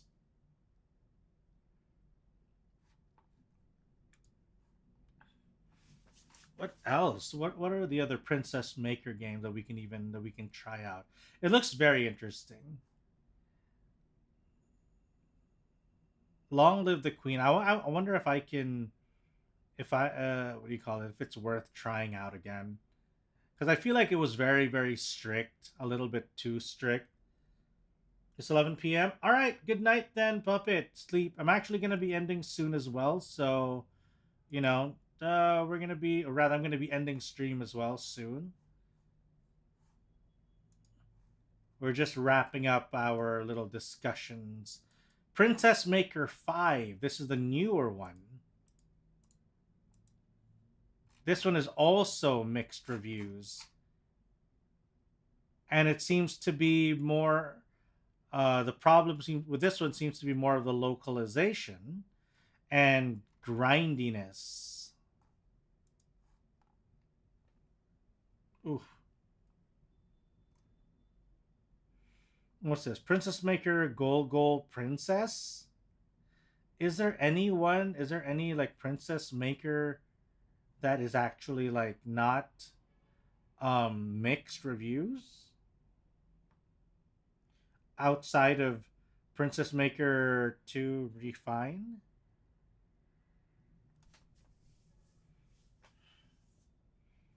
No, doesn't seem like that's the only one. All right. I think we're set, though. We're set for now. Let's go ahead and find someone to raid, though, today. Let's see. Who is still online? Who shall we send? Eh? Well, Kamina, yes, you are a bit late. It is kind of late already. I think I only have one option. Unless you guys have a recommendation. If you want us to raid somewhere, if you have a recommendation, meeting someone new would be nice.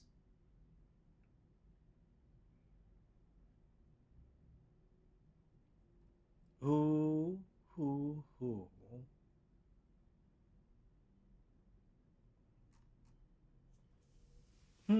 I'm also trying to look at the channel.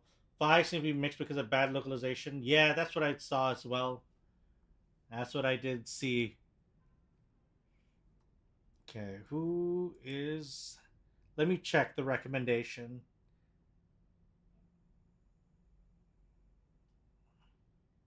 Hmm.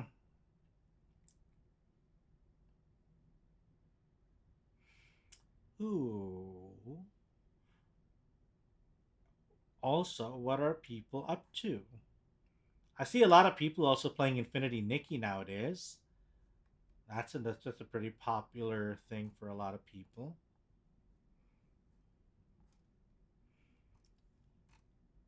Huh.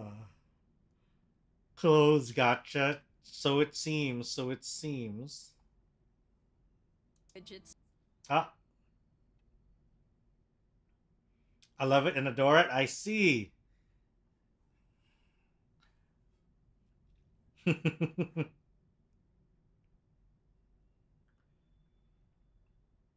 Gotcha games are definitely a big trend at the moment. I feel like it's not so much a trend as it is a just a constant state of life nowadays.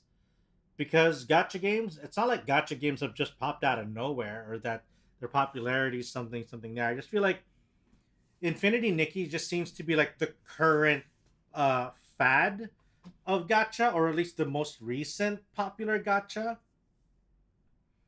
because it's also different than it's a little bit different than your usual gotcha games in the sense that in terms of, especially in terms of like aesthetic and overall motif, and it's also not a Hoyo game, so that's another thing, you know. No booba physics, no more sexualized characters. The game is aimed for little princesses who want to dress up. Yeah, exactly. It's just what do you call that? It's a gotcha doll game, I think, essentially. It reminds me actually a lot of what's the term? Paper dolls. Anybody in chat remembers what paper dolls were? Where you would have like a base, where you have like a base drawing of like a girl, and then you'd have like these little paper cutouts of like different outfits that you can like just lay on top. Ah, I haven't seen one of those in many years. Ah, such is time, such is time.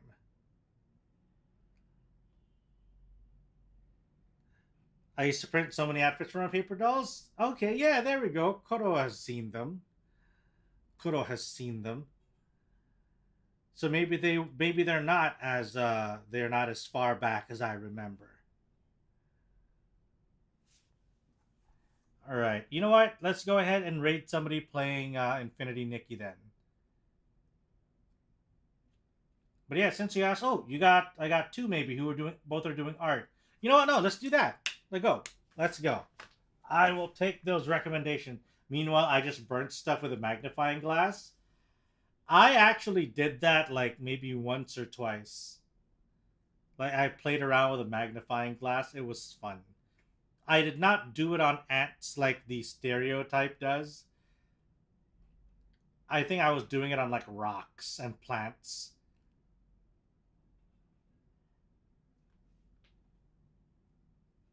Huh, okay, Nito. Let's go. Send in one. Let's go. Junie or Merperoni? All right, let's take a look see then, shall we?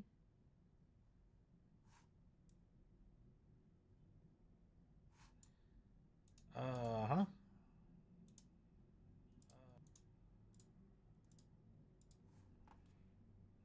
Let's look at these channels. Both do good art. Ooh, let's have a look see then.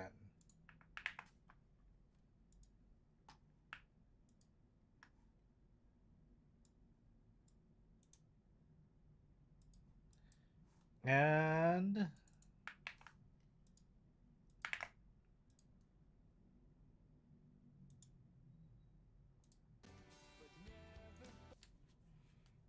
okay. Ooh. Uh Junie focuses more on animation. Oh, that's cool. That's cool.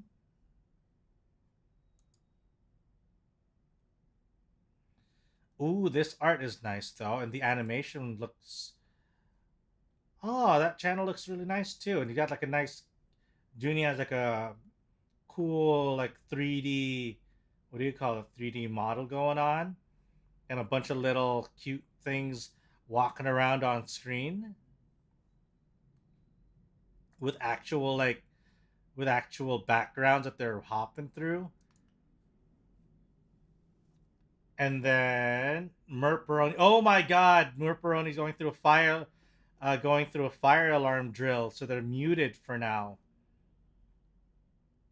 I think I'm gonna go here because I suddenly feel a kinship with the fire alarm. You guys want to hear what my fire alarm sounded like?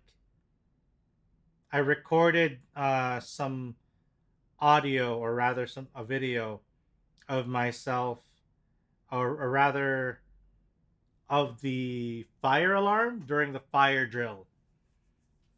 It's not ASMR. It's not relaxing at all. Oops.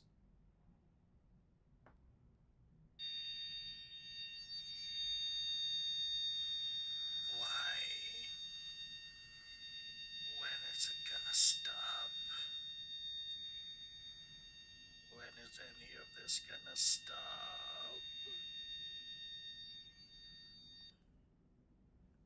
Yep. As you can hear, my groans of agony. That was happening all, like, that was, yeah. It's so bad. I had to stop what I was doing, and I lay in bed, and then I covered my head with a pillow, just trying to, just block out the music, and then I fell asleep. I fell asleep, and then I just woke up like maybe 2 hours later after it was all gone. It was the worst. I like your voice in that. My groan of agony, my pained voice.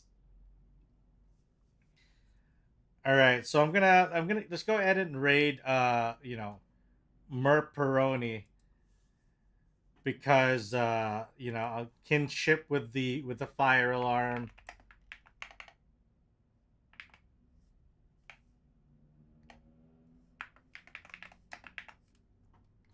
All right. And thank you. We have the raid message up. Let's change that up a little bit. Let's change that raid message a little bit.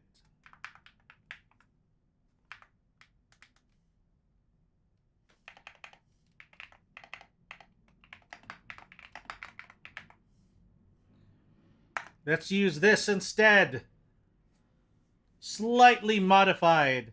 Sorry, Zora, I know, but my food is here. I'm getting terribly hungry, and I also need to sleep soon. So we have, over on Twitch side, we have the raid messages. Now, before we go, as usual, if you are on Twitch, please make sure to also check out the YouTube channel where the VODs typically stay forever. If you're on YouTube, please make sure to also try and subscribe on Twitch if you can. It's a lot more responsive over there. And, we have, we have lots of fun there too. Now, that aside, thank you again, everybody. We'll see you all. I'll see you all again tomorrow. So please tune in. And, don't forget to like the VOD, like the comment, leave a comment and stuff. And I'll see you all again tomorrow. Take care. Good night. I love you all. Ta-ta.